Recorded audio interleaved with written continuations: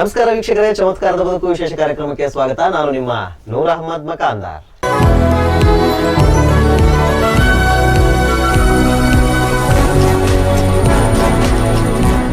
ವೀಕ್ಷಕರೇ, ಬದುಕಿನ ಹಾದಿಯಲ್ಲಿ ಬದುಕು ಬಂಡಿ ಏರಿ ಬಂದ ಸರದಾರ, ಬದುಕಿನ ಹಾದಿಯಲ್ಲಿ ಬದುಕು ಬಂಡಿ ಏರಿ ಬಂದ ಸರದಾರ ಸಾಧನೆಯ ದಾಹ ನೀಗಿಲ್ಲ. ಆ ಸರದಾರನಿಗೆ ಸಾಧನೆಯ ದಾಹ ನೀಗಿಲ್ಲ. ಸಾಧಿಸುವ ಛಲವಿದೆ. ಹೀಗಾಗಿ ಸಾಧನೆಯ ಬೆನ್ನಹತ್ತಿ ಸಾಗಿದೆ ಆತನ ಸಾಧನೆಯ ನಾಗಲೋಟ. ಅಂದ್ರೆ ಇದೇನಪ್ಪ ಸಾಧನೆ ಸಾಧನೆ ಸಾಧನೆ ಅಂತ ಹೇಳ್ತಾರೆ ಅಂತ ಅನ್ಕೊಂಡಿರ್ಬೋದು. ಹೌದು, ಮುಖ್ಯವಾಗಿ ಬದುಕಿನಲ್ಲಿ ಆ ಸಾಧನೆ ಇಟ್ಕೊಂಡಿರುವಂತಹ ಗುರಿ ಸಾಧನೆ ಆದಾಗ ಮಾತ್ರ ಬದುಕು ಸಾರ್ಥಕ ಆಗೋದಿಕ್ಕೆ ಸಾಧ್ಯ ಅನ್ನುವಂತಹ ನಿಟ್ಟಿನಲ್ಲಿ ಈ ನಿಮ್ಮ ಉತ್ತರ ಪ್ರಭಾ ಅಂತಹ ಸಾಧಕರನ್ನ ಗುರುತಿಸುವ ಮೂಲಕ ಚಮತ್ಕಾರದ ಬದುಕು ಅನ್ನುವಂತಹ ವಿಶೇಷ ಕಾರ್ಯಕ್ರಮದಲ್ಲಿ ಅವರಿಗೊಂದು ವೇದಿಕೆಯನ್ನ ಕಲ್ಪಿಸುವಂತ ಕೆಲಸ ಮಾಡಿದೆ. ಆ ಒಂದು ಕಾರ್ಯಕ್ರಮದಲ್ಲಿ ಇವತ್ತು ಅಂತಹ ಚಮತ್ಕಾರದ ಬದುಕನ್ನ ಹೊಂದಿರುವಂತಹ ಚಮತ್ಕಾರದ ಬದುಕಿನ ಸರದಾರ ಯಾರು ಅಂತ ಅನ್ನೋದೇ ಕೂಡ ಕುತೂಹಲಕಾರಿಯಾಗಿರುವಂತಹ ಸಂಗತಿ. ಹಾಗಾಗಿ ಇವತ್ತಿನ ನಮ್ಮ ಈ ಕಾರ್ಯಕ್ರಮದ ಅತಿಥಿ ಅಬ್ದುಲ್ ಖದೀರ್ ಶಿರಟ್ಟಿ ಅವರು ಒಬ್ಬ ಸಾಧನೆಯ ಸರದಾರರಾಗಿ ಚಮತ್ಕಾರದ ಬದುಕಿನ ಈ ಒಂದು ಅಂಗಳದಲ್ಲಿ ವಿಶೇಷವಾಗಿ ಆಗಮಿಸಿದ್ದಾರೆ. ಹಾಗಾಗಿ ಅವರನ್ನ ನಾನು ಸ್ವಾಗತಿಸ್ತೀನಿ. ಸರ್ ನಮಸ್ತೆ. ನಮಸ್ಕಾರ. ಇನ್ನು ಅವರ ಜೊತೆಗಾರರಾಗಿ ಅವರ ಒಂದು ಸಾಧನೆಯ ಹಾದಿಯಲ್ಲಿ ಅವರೊಂದಿಗೆ ಹೆಜ್ಜೆ ಹಿಡಿತಿರುವಂತಹ ಸಾಕಷ್ಟು ಗೆಳೆಯರಿದ್ದಾರೆ. ಆ ಗೆಳೆಯರಲ್ಲಿ ಒಬ್ಬರಾಗಿರುವಂತಹ ಜಂದಿ ಸಾಬ್ ಅಬ್ಬಿಗಿರಿ ಕೂಡ ಇವತ್ತು ನಮ್ಮೊಟ್ಟಿಗಿದ್ದಾರೆ. ಅವರನ್ನು ಕೂಡ ಸ್ವಾಗತಿಸ್ತೀನಿ. ಸರ್ ನಮಸ್ತೆ. ನಮಸ್ತೆ. ಹಾಗಾದ್ರೆ ಯಾಕೆ ಇವತ್ತು ನಾವು ಅಬ್ದುಲ್ ಖದೀರ್ ಶಿರಟ್ಟಿ ಅವರನ್ನ ಈ ಚಮತ್ಕಾರದ ಬದುಕಿನ ಮೂಲಕ, ಅಂದ್ರೆ ಈ ಒಂದು ಕಾರ್ಯಕ್ರಮದ ಮೂಲಕ ಅವರ ವ್ಯಕ್ತಿತ್ವವನ್ನ ಪರಿಚಯಿಸುವಂತಹ ಕೆಲಸ ಮಾಡಬೇಕು ಅನ್ನುವಂಥದ್ದು ಕೂಡ ಇಲ್ಲಿ ಬಹಳಷ್ಟು ಮುಖ್ಯ. ಅತ್ಯಂತ ಕಿರಿಯ ವಯಸ್ಸಿನಲ್ಲಿ ಹಿರಿದಾದ ಸಾಧನೆ ಮಾಡುವುದರ ಮೂಲಕ ಒಬ್ಬ ಉದ್ಯಮಿಯಾಗಿ ಭವಿಷ್ಯದ ಬಹುದೊಡ್ಡ ಉದ್ಯಮಿಯಾಗುವ ಎಲ್ಲ ಲಕ್ಷಣವನ್ನ ಹೊಂದಿರುವಂತವರು ಅಬ್ದುಲ್ ಖದೀರ್. ಹಾಗಾಗಿ ಇವತ್ತು ಅಬ್ದುಲ್ ಖದೀರ್ ಅವರ ನಡೆದು ಬಂದಿರುವಂತಹ ಹಾದಿ ಮತ್ತು ನಡೆಯುತ್ತಿರುವಂತಹ ಹಾದಿ ಇವೆಲ್ಲವೂ ಕೂಡ ಸಾಕಷ್ಟು ಯುವಕರಿಗೆ ಮಾದರಿ ಅಂತಂದ್ರೂ ಕೂಡ ಅದು ಅತಿಶಯೋಕ್ತಿ ಆಗ್ಲಾರದು. ಈ ನಿಟ್ಟಿನಲ್ಲಿ ಹಾಗಾದ್ರೆ ಅಬ್ದುಲ್ ಖದೀರ್ ಅವರ ಯಾವ ಉದ್ಯಮದಲ್ಲಿ, ಅಂದ್ರೆ ಅವರ ಉದ್ಯಮ ಹೇಗಿದೆ, ಅವರ ಬೆಳವಣಿಗೆ ಹೇಗಿದೆ ಮತ್ತು ಅವರ ಪರಿಶ್ರಮ ಮತ್ತು ಅವರ ಗುರಿ ಇದರೆಲ್ಲವನ್ನ ಸಣ್ಣದಾಗಿರುವಂತಹ ಒಂದು ವಿಟಿ ಮೂಲಕ ನಾನು ನಿಮ್ಮನ್ನ ತೋರಿಸುವ ಪ್ರಯತ್ನ ಮಾಡ್ತೀವಿ. ಹಾಗಾದ್ರೆ ಆ ವಿಟಿಯನ್ನ ನೋಡ್ಕೊಂಡು ಬರೋಣ ಬನ್ನಿ.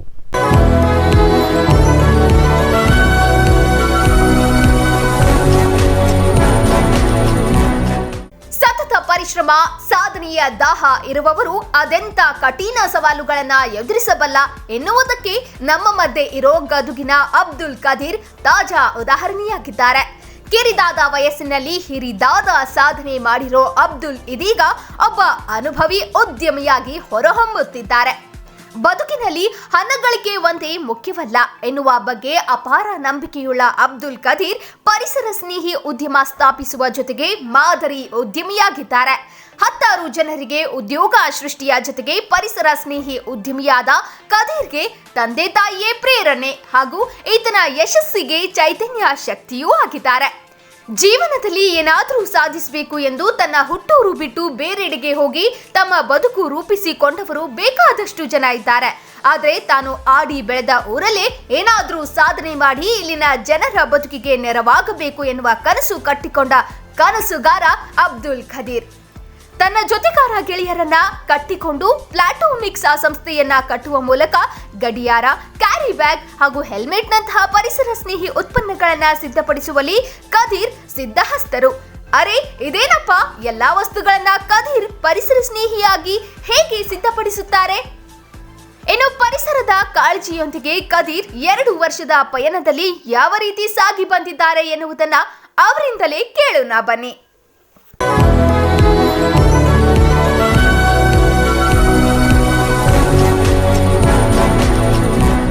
ನೋಡಿದ್ರಲ್ಲ ವೀಕ್ಷಕರೇ, ಅಬ್ದುಲ್ ಖದೀರ್ ಅವರ ಕುರಿತಾಗಿರುವಂತಹ ಒಂದು ವಿಟಿಯನ್ನ. ಯಾಕಂದ್ರೆ ಈ ವಿಟಿಯನ್ನ ನೋಡಿದ ತಕ್ಷಣ ಅವರ ವ್ಯಕ್ತಿತ್ವದ ಒಂದು ಸಣ್ಣ ಪರಿಚಯ ತಮ್ಮೆಲ್ಲರಿಗೂ ಕೂಡ ಆಗಿರುತ್ತೆ ಅಂತ ನಾನು ಭಾವಿಸ್ತೇನೆ. ಹಾಗಾಗಿ ಈಗ ನೇರವಾಗಿ ಅವರನ್ನ ಮಾತಾಡಿಸುವಂತಹ ಪ್ರಯತ್ನವನ್ನು ಮಾಡೋಣ.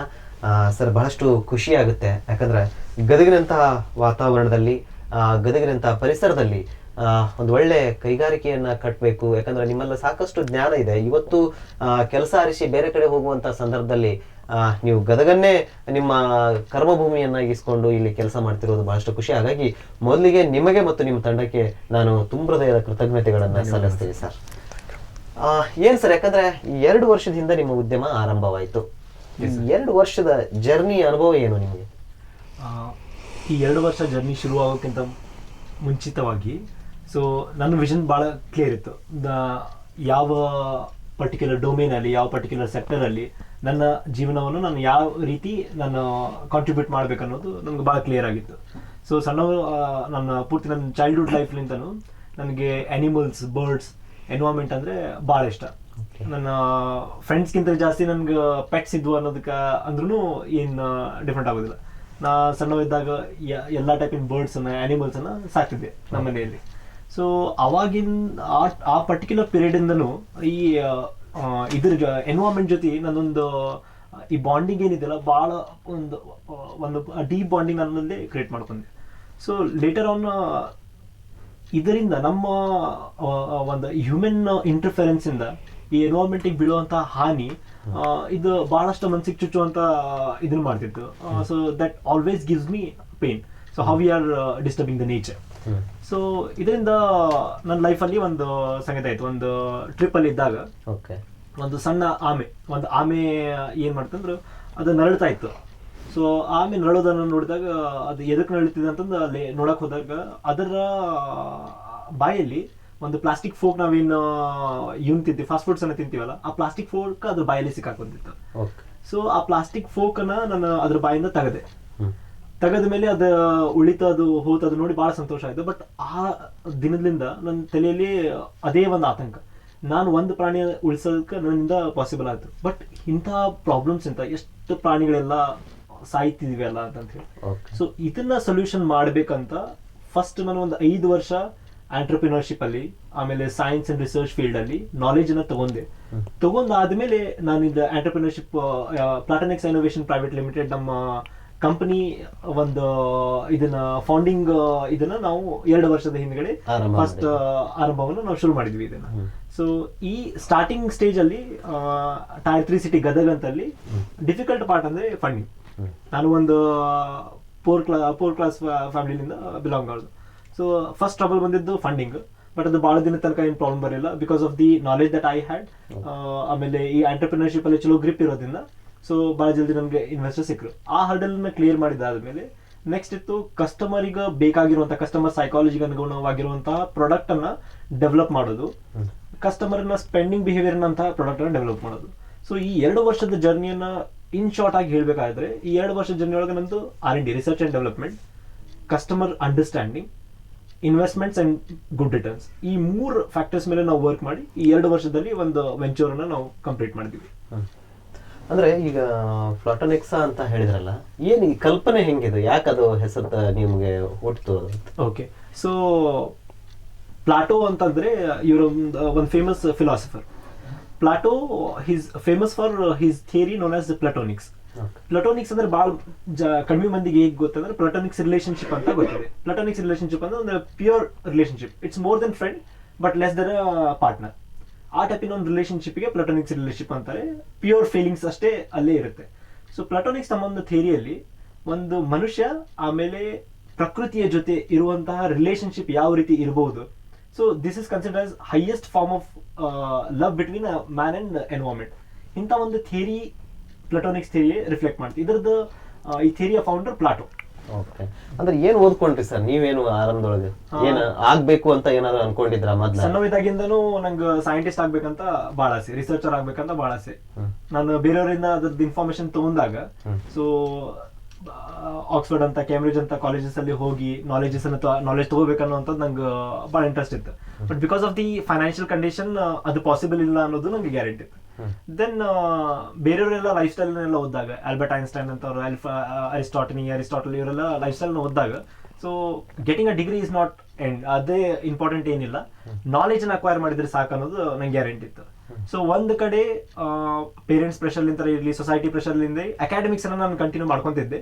But my second word was ನನಗೆ ಬೇಕಾಗಿರುವಂಥ ರಿಸರ್ಚ್ ಅಂಡ್ ಡೆವಲಪ್ಮೆಂಟ್ಸ್ ಅನ್ನ ಕಂಟಿನ್ಯೂಸ್ಲಿ ವೆಬ್ ಮುಖಾಂತರನು ಅಥವಾ ರಿಸೋರ್ಸ್ಫುಲ್ ಪರ್ಸನ್ ಮುಖಾಂತರನು, ಈಗಿನ ಟೈಮಿಗೆ ಫೇಸ್ಬುಕ್ ಇದೆ, ಅವಾಗಿನ ಟೈಮಿಗೆ ಆರ್ಕಟ್ ಅಂತಿತ್ತು. ಸೊ ಅದತ್ರ ನನಗೆ ಸೈಂಟಿಸ್ಟಿಗೆಲ್ಲ ಕನೆಕ್ಟ್ ಆಗಿ ಅವ್ರ ಮುಖಾಂತರ ಈ ಇನ್ಫಾರ್ಮೇಶನ್ ಅಕ್ವೈರ್ ಮಾಡ್ಕೊಂಡು ನನ್ನ ಸ್ಟಡಿ ನಾನು ಸಪ್ರೇಟ್ ಆಗಿ ಶುರು ಮಾಡ್ಕೊಂಡಿದ್ದೆ.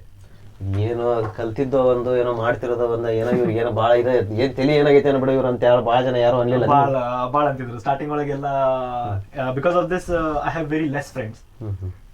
ಪ್ಲಸ್ ನಾ ಎಲ್ಲಿ ಹೋದ್ರೂ ಸೂಟ್ ಹಾಕಿದ್ದಿಲ್ಲ. ಬಿಕಾಸ್ ನನ್ನ ವಿಚಾರಗಳು ನಾನಲ್ಲಿ ಮಾತಾಡುವಾಗ ಅದೊಂದು ಸೊಸೈಟಿ ಒಂದು ಡಾಮಿನೆಂಟ್ ಏನು ಥಾಟ್ ಪ್ರಾಸೆಸ್ ಇರುತ್ತೆ ಅದರಿಂದ ಡಿಫ್ರೆಂಟ್ ಆಯ್ತಿತ್ತು. ಅದಕ್ಕೆ I was unable to match with their rhythm always. ಅದರಿಂದ ಭಾಳ ಕಡಿಮೆ ಫ್ರೆಂಡ್ಶಿಪ್, ಭಾಳ ಜಾಸ್ತಿ ಇಂಟ್ರಾಕ್ಷನ್ಸ್ ಇರ್ತಿದ್ದಿಲ್ಲ ಯಾರು. ಸೊ ಒಂದು ಇಂಟ್ರೋವರ್ಟ್ ಟೈಪ್ ಸ್ಟ್ಯಾಂಡರ್ಡ್ ಲೈಫ್ ಬಂದ್ಬಿಡ್ತು. Later on as a sports man society ಜೊತೆ ನಾನು ಜಾಸ್ತಿ ಇದು ಮಾಡಿದೆ. ನನ್ನ ಫಸ್ಟ್ ರಿಸರ್ಚ್ ನಾನು ಹ್ಯೂಮನ್ ಹೆಲ್ತ್ ಮೇಲೆ ಅದ್ರ ಮೇಲೆ ಎಲ್ಲ ನಾನು ಶುರು ಮಾಡಿದಾಗ ನ್ಯಾಷನಲ್ ಲೆವೆಲ್ ತನಕ ನಾನು ರೀಚ್ ಆಗಿ ಬಂದಿದ್ದೆ. ಸೊ ಈ ರೀತಿ ಬ್ಯಾಲೆನ್ಸ್ ಆಗಿತ್ತು life. So they were totally two world. ಒಂದು ಸೊಸೈಟಿ ಜೊತೆ ಇರುವಂಥ ಫೇಸೇ ಬೇರೆ ಇತ್ತು. ನನ್ನ ಟೈಮಲ್ಲಿ ನನ್ನ ಫೇಸ್, ನಾನು ಏನು ಸ್ಟಡಿ ಮಾಡ್ಬೇಕು, ನಾನು ಏನು ರಿಸರ್ಚ್ ಮಾಡ್ಬೇಕು, ಆ ಫೇಸೇ ನಂದು ಕಂಪ್ಲೀಟ್ಲಿ ಬೇರೆ ಇತ್ತು. ಯಾಕಂದ್ರೆ ಒಂದು ಸಸಿಗೆ ಇವತ್ತು ನೀರೆರೆದು ಪೋಷಿಸ್ಬೇಕಂತ ಅದ್ರ ಹಿಂದೆ ಬಹಳಷ್ಟು ಶ್ರಮ ಇರುತ್ತೆ. ಆದ್ರೆ ಇಲ್ಲಿ ಅಬ್ದುಲ್ ಖದೀರ್ ಅವರಿಗೆ ಅವರ ಕಲ್ಪನೆಗೆ ಸಸಿ, ಅದ ಕಲ್ಪನೆನೂ ಕೂಡ ಒಂದು ಸಸಿ, ಆ ಸಸಿಗೆ ನೀರೆರೆದು ಪೋಷಿಸುವಂತವ್ರೊಳಗೆ ಯಾರೆಲ್ಲ ಇದ್ರು ಇದಾರೆ? ಫಸ್ಟ್ ಆಫ್ ಆಲ್ ನನ್ನ ಪೇರೆಂಟ್ಸ್, ನಮ್ಮ ಫಾದರ್ ಅಂಡ್ ಮದರ್.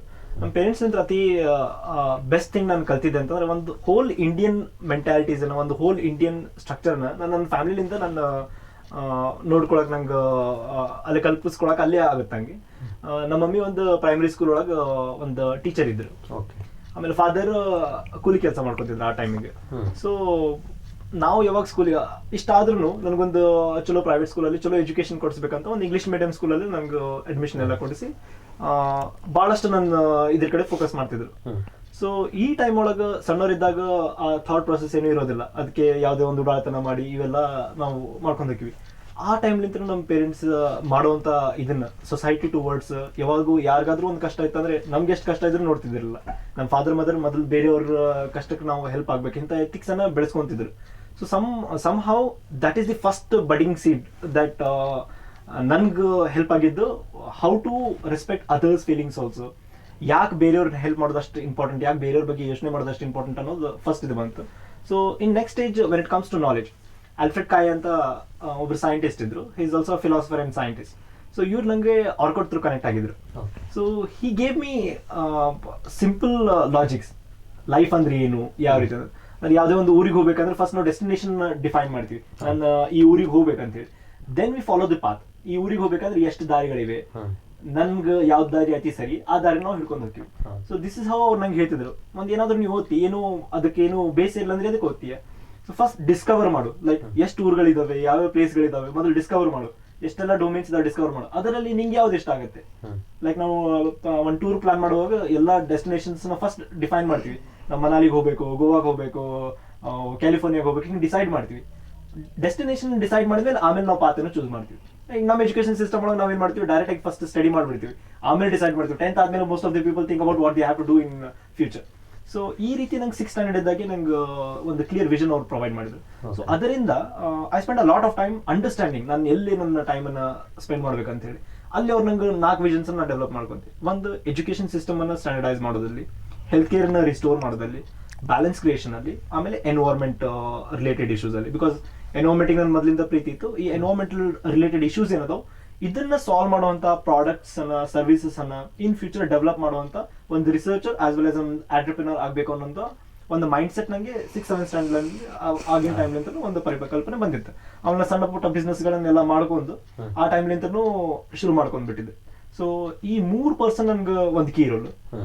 ಇದೇ ಅಷ್ಟಲ್ಲದೆ ನನ್ನ ಲೈಫಲ್ಲಿ ಎಷ್ಟು ಮಂದಿ ಸಿಕ್ಕಿದ್ದಾರೆ ಅಂದ್ರೆ ನಮ್ಗೆ ಕೋಚ್ ಸಿಕ್ಕಿದ್ದಾರೆ ಆಸ್ ಅ ಸ್ಟಾರ್ಟ್ಅಪ್ ಅಲ್ಲಿ. ಆಮೇಲೆ ನನ್ನ ಸುತ್ತಮುತ್ತ ಇರುವಂತ ನಮ್ಮ ಸೀನಿಯರ್ಸ್, ಆಮೇಲೆ ನನ್ನ ಕೋ ಪಾರ್ಟ್ನರ್ಸ್ ಆ ಟೈಮಿಂಗ್ ಎಲ್ಲ. ಆಮೇಲೆ ನಾನು 5th ಸ್ಟ್ಯಾಂಡರ್ಡ್ ಆದ್ಮೇಲೆ ಬಿಕಾಸ್ ಎಜುಕೇಶನ್ ವೆಚ್ಚಗಳನ್ನ ನಮ್ಮ ಮನೇಲಿ ಅಷ್ಟು ಮಾಡ್ಕೊಳಕ್ ಆಗ್ತಿದ್ದಿಲ್ಲ. ಸೊ ಅದರಿಂದ ಐ ವೆಂಟ್ ಟು ಒಂದು ಕಾಂಪಿಟೇಟಿವ್ ಎಕ್ಸಾಮ್ ಬರ್ದಿದ್ದೆ. ಆ ಟೈಮಿಗೆ ಒಂದು ಮೊರಾರ್ಜಿ ದೇಸಾಯಿ ಸ್ಕೂಲಲ್ಲಿ ನಂದು ಅಡ್ಮಿಷನ್ ಆಯ್ತು. ಸೊ ನಂದು 6th standard to 10th standard ಪೂರ್ತಿ ಮೊರಾರ್ಜಿ ದೇಸಾಯಿ ಸರ್ಕಾರಿ ಶಾಲೆಯಲ್ಲಿ, ಸರ್ಕಾರಿ ಹಾಸ್ಟೆಲ್ ಅಲ್ಲಿ ಕಲಿತು. So that was the turning point of my ಇದು. ರವಿ ಗುಂಜೇಕರ್ ಅಂತ ನಮ್ಮ ವಾರ್ಡನ್ ಇದ್ರು. The way he looks at the world, the way he idealise things, ಅವ್ರದ್ದೊಂದು ಡಿಸಿಪ್ಲಿನ್, ಇವೆಲ್ಲ ನಂಗೆ ಭಾಳ ಅಲ್ಲಿಂತ ನಾನು ಕಲಿತೆ. ಅಲ್ಲಿ ಇರುವಂಥ ಎಲ್ಲ ಟೀಚರ್ಸ್ ಇಂದ. ಆಮೇಲೆ ನಮ್ಮ ಸುತ್ತಮುತ್ತ ಹಳ್ಳಿಗಳಿಂದಲೆಲ್ಲ ಮಕ್ಕಳು ಬರ್ತಿದ್ರು. ಅವರಲ್ಲಿರುವಂತ ನಾಲೆಜ್, ಅವರಲ್ಲಿರುವಂತ ಒಂದು ಹಳ್ಳಿಲಿಂದ ಬಂದ್ರು ಅದು quality of thought process that they had, that help me a lot to understand the gap between. ಅಂದ್ರೆ ಈ 6th ವರೆಗೂ ಇಂಗ್ಲಿಷ್ ಮೀಡಿಯಂ ಸ್ಕೂಲಲ್ಲಿ ಕಲಿಸಿ, 6th ಅಲ್ಲಿ ಇಂಗ್ಲಿಷ್ ಮೀಡಿಯಂ, 6th ನಂತರ ಬಂದಿರೋದೆಲ್ಲ ನೀವು ಕನ್ನಡ ಮೀಡಿಯಂ, ಅದು ಸರ್ಕಾರಿ ಶಾಲೆ ಒಳಗಡೆ ಸರ್ಕಾರಿ ಶಾಲೆಯಲ್ಲಿ ಕಲ್ತಿದ್ರು. ಓಕೆ. ಒಟ್ಟು ಜಂದೀಸ್ ಅವರೇ, ಯಾಕಂದ್ರೆ ಈಗಾಗಲೇ ನಿಮ್ಮ ಸ್ನೇಹಿತರು ಹೇಳ್ತಾ ಇದ್ರು ಏನಂತಂದ್ರೆ ಒಂದು ಕಡೆ ಎಷ್ಟು ವರ್ಷದಿಂದ ಅವರ ಒಡನಾಟ ನಿಮ್ಗೆ? ಸರ್ 2018 ಅಕ್ಟೋಬರ್ ಆ ಟೈಮ್ ಒಳಗೆ ನಮ್ಮೊಬ್ಬರು ಫ್ರೆಂಡ್ ಅವರು ಕರ್ಕೊಂಬಂದು ಇಂಟ್ರೊಡ್ಯೂಸ್ ಮಾಡಿದ್ರು. ಸೊ ಇವ್ರದ್ದು ಇರುವಂತಹ ನಾಲೆಜ್, ಇವ್ರ ಕಡೆ ಇರುವಂತಹ ಟೆಕ್ನಿಕ್ಸ್, ಆಮೇಲೆ ಇವ್ರ ಕಡೆ ಇರುವಂತಹ ವಿಷನ್, ಅದು ನಮ್ಗೆ ತುಂಬ ಇಷ್ಟ ಆಯ್ತು. ತುಂಬ ಇಷ್ಟ ಆಯಿತು. ಅಲ್ಲಿಂದ ನಾವು ಏನೈತಿ ಕಂಟಿನ್ಯೂ ಮಾಡ್ಕೊತ ಬರ್ತಾ ಇದ್ದೀವಿ ಸರ್. ಅಂದ್ರೆ ಏನು ಯಾವ ನಿಮ್ಗೆ ಅವ್ರ ಜೊತೆಗೆ ಇದ್ದಾಗ ಅವ್ರ ಕಡೆಯಿಂದ ಕಲ್ಕೊಳ್ಳುವಂಥದ್ದು ಏನೆಲ್ಲ ನಿಮ್ಗೆ ಖುಷಿ ಕೊಡ್ತು? ಸರ್ ಆ್ಯಕ್ಚುಲಿ ಅವರು ಎನ್ವೈರ್ಮೆಂಟ್ ಮೇಲೆ ಇಟ್ಟಿರುವಂಥ, ಪರಿಸರದ ಮೇಲೆ ಇಟ್ಟಿರುವಂಥ ಪ್ರೀತಿ, ಆಮೇಲೆ ಏನಪ್ಪ ಅಂದರೆ ಅವರು ಆ್ಯಕ್ಚುಲಿ ಎಂಥ ಕಷ್ಟ ಬಂದರೂ, ತಮಗೆ ಎಂಥ ಕಷ್ಟ ಇದ್ರೂ ಕೂಡ ಇನ್ನೊಬ್ಬರು ಕಷ್ಟದಾಗಿದ್ದಾಗ ಹೆಲ್ಪ್ ಮಾಡುವಂಥ ರೀತಿ, ಹೆಂಗಾದರೂ ಮಾಡಿ ಹೆಲ್ಪ್ ಮಾಡಿ ಅವ್ನ ಪ್ರಾಬ್ಲಮನ್ನು ಸಾಲ್ವ್ ಮಾಡ್ತಾರೆ. ಇನ್ನೊಬ್ಬರ ಸಂಬಂಧ ಬದುಕ್ತಿದ್ದಾರೆ, ಇನ್ನೂವರೆಗೂ ಕೂಡ ಮತ್ತೊಬ್ಬರ ಸಂಬಂಧ ಬದುಕ್ತಾ ಇದ್ದಾರೆ. ಮತ್ತು ನಮ್ಮ ಟೀಮಲ್ಲಿ ಎಂಪ್ಲಾಯ್ಮೆಂಟ್ಗೆ ಆಗಿರ್ಬೋದು, ಯಾರಿಗೇ ಆಗಿರ್ಬೋದು, ಏನೋ ಪ್ರಾಬ್ಲಮ್ ಬಂದ್ರೂ ಅದನ್ನು ಮುಂದೆ ನಿಂತು ಸಾಲ್ವ್ ಮಾಡ್ತಾರೆ ಸರ್. ಓಕೆ ಸರ್, ಈಗ ಅದೇ ಹೇಳ್ತಾ ಇದ್ರಿ, ಯಾಕಂದರೆ ಈ 2 ವರ್ಷದಿಂದ ನಿಮ್ಮ ಸಂಸ್ಥೆ ಆರಂಭ ಆಯಿತು ಅಂತೇಳಿ, ಏನೆಲ್ಲ ಪ್ರಾಡಕ್ಟ್ಗಳನ್ನು ಅಲ್ಲಿ ತಯಾರಿಸ್ತೀರಿ? ಸೊ ಫಸ್ಟ್ ನಾವು ನೋಡಿರೋದು ಆಂಟರ್ಪ್ರಿನರ್ಶಿಪ್ ಅಲ್ಲಿ ಅತಿ ಇಂಪಾರ್ಟೆಂಟ್ ಇರೋದು ಫಸ್ಟ್ ಅಂಡರ್ಸ್ಟ್ಯಾಂಡ್ ಮಾಡ್ಕೊಳ್ಳೋದು ಯಾವ ಪ್ರಾಡಕ್ಟ್ ಮಾರ್ಕೆಟ್ ಇದೆ ಸರಿಯಾಗಿ ಅಂತ ಹೇಳಿ.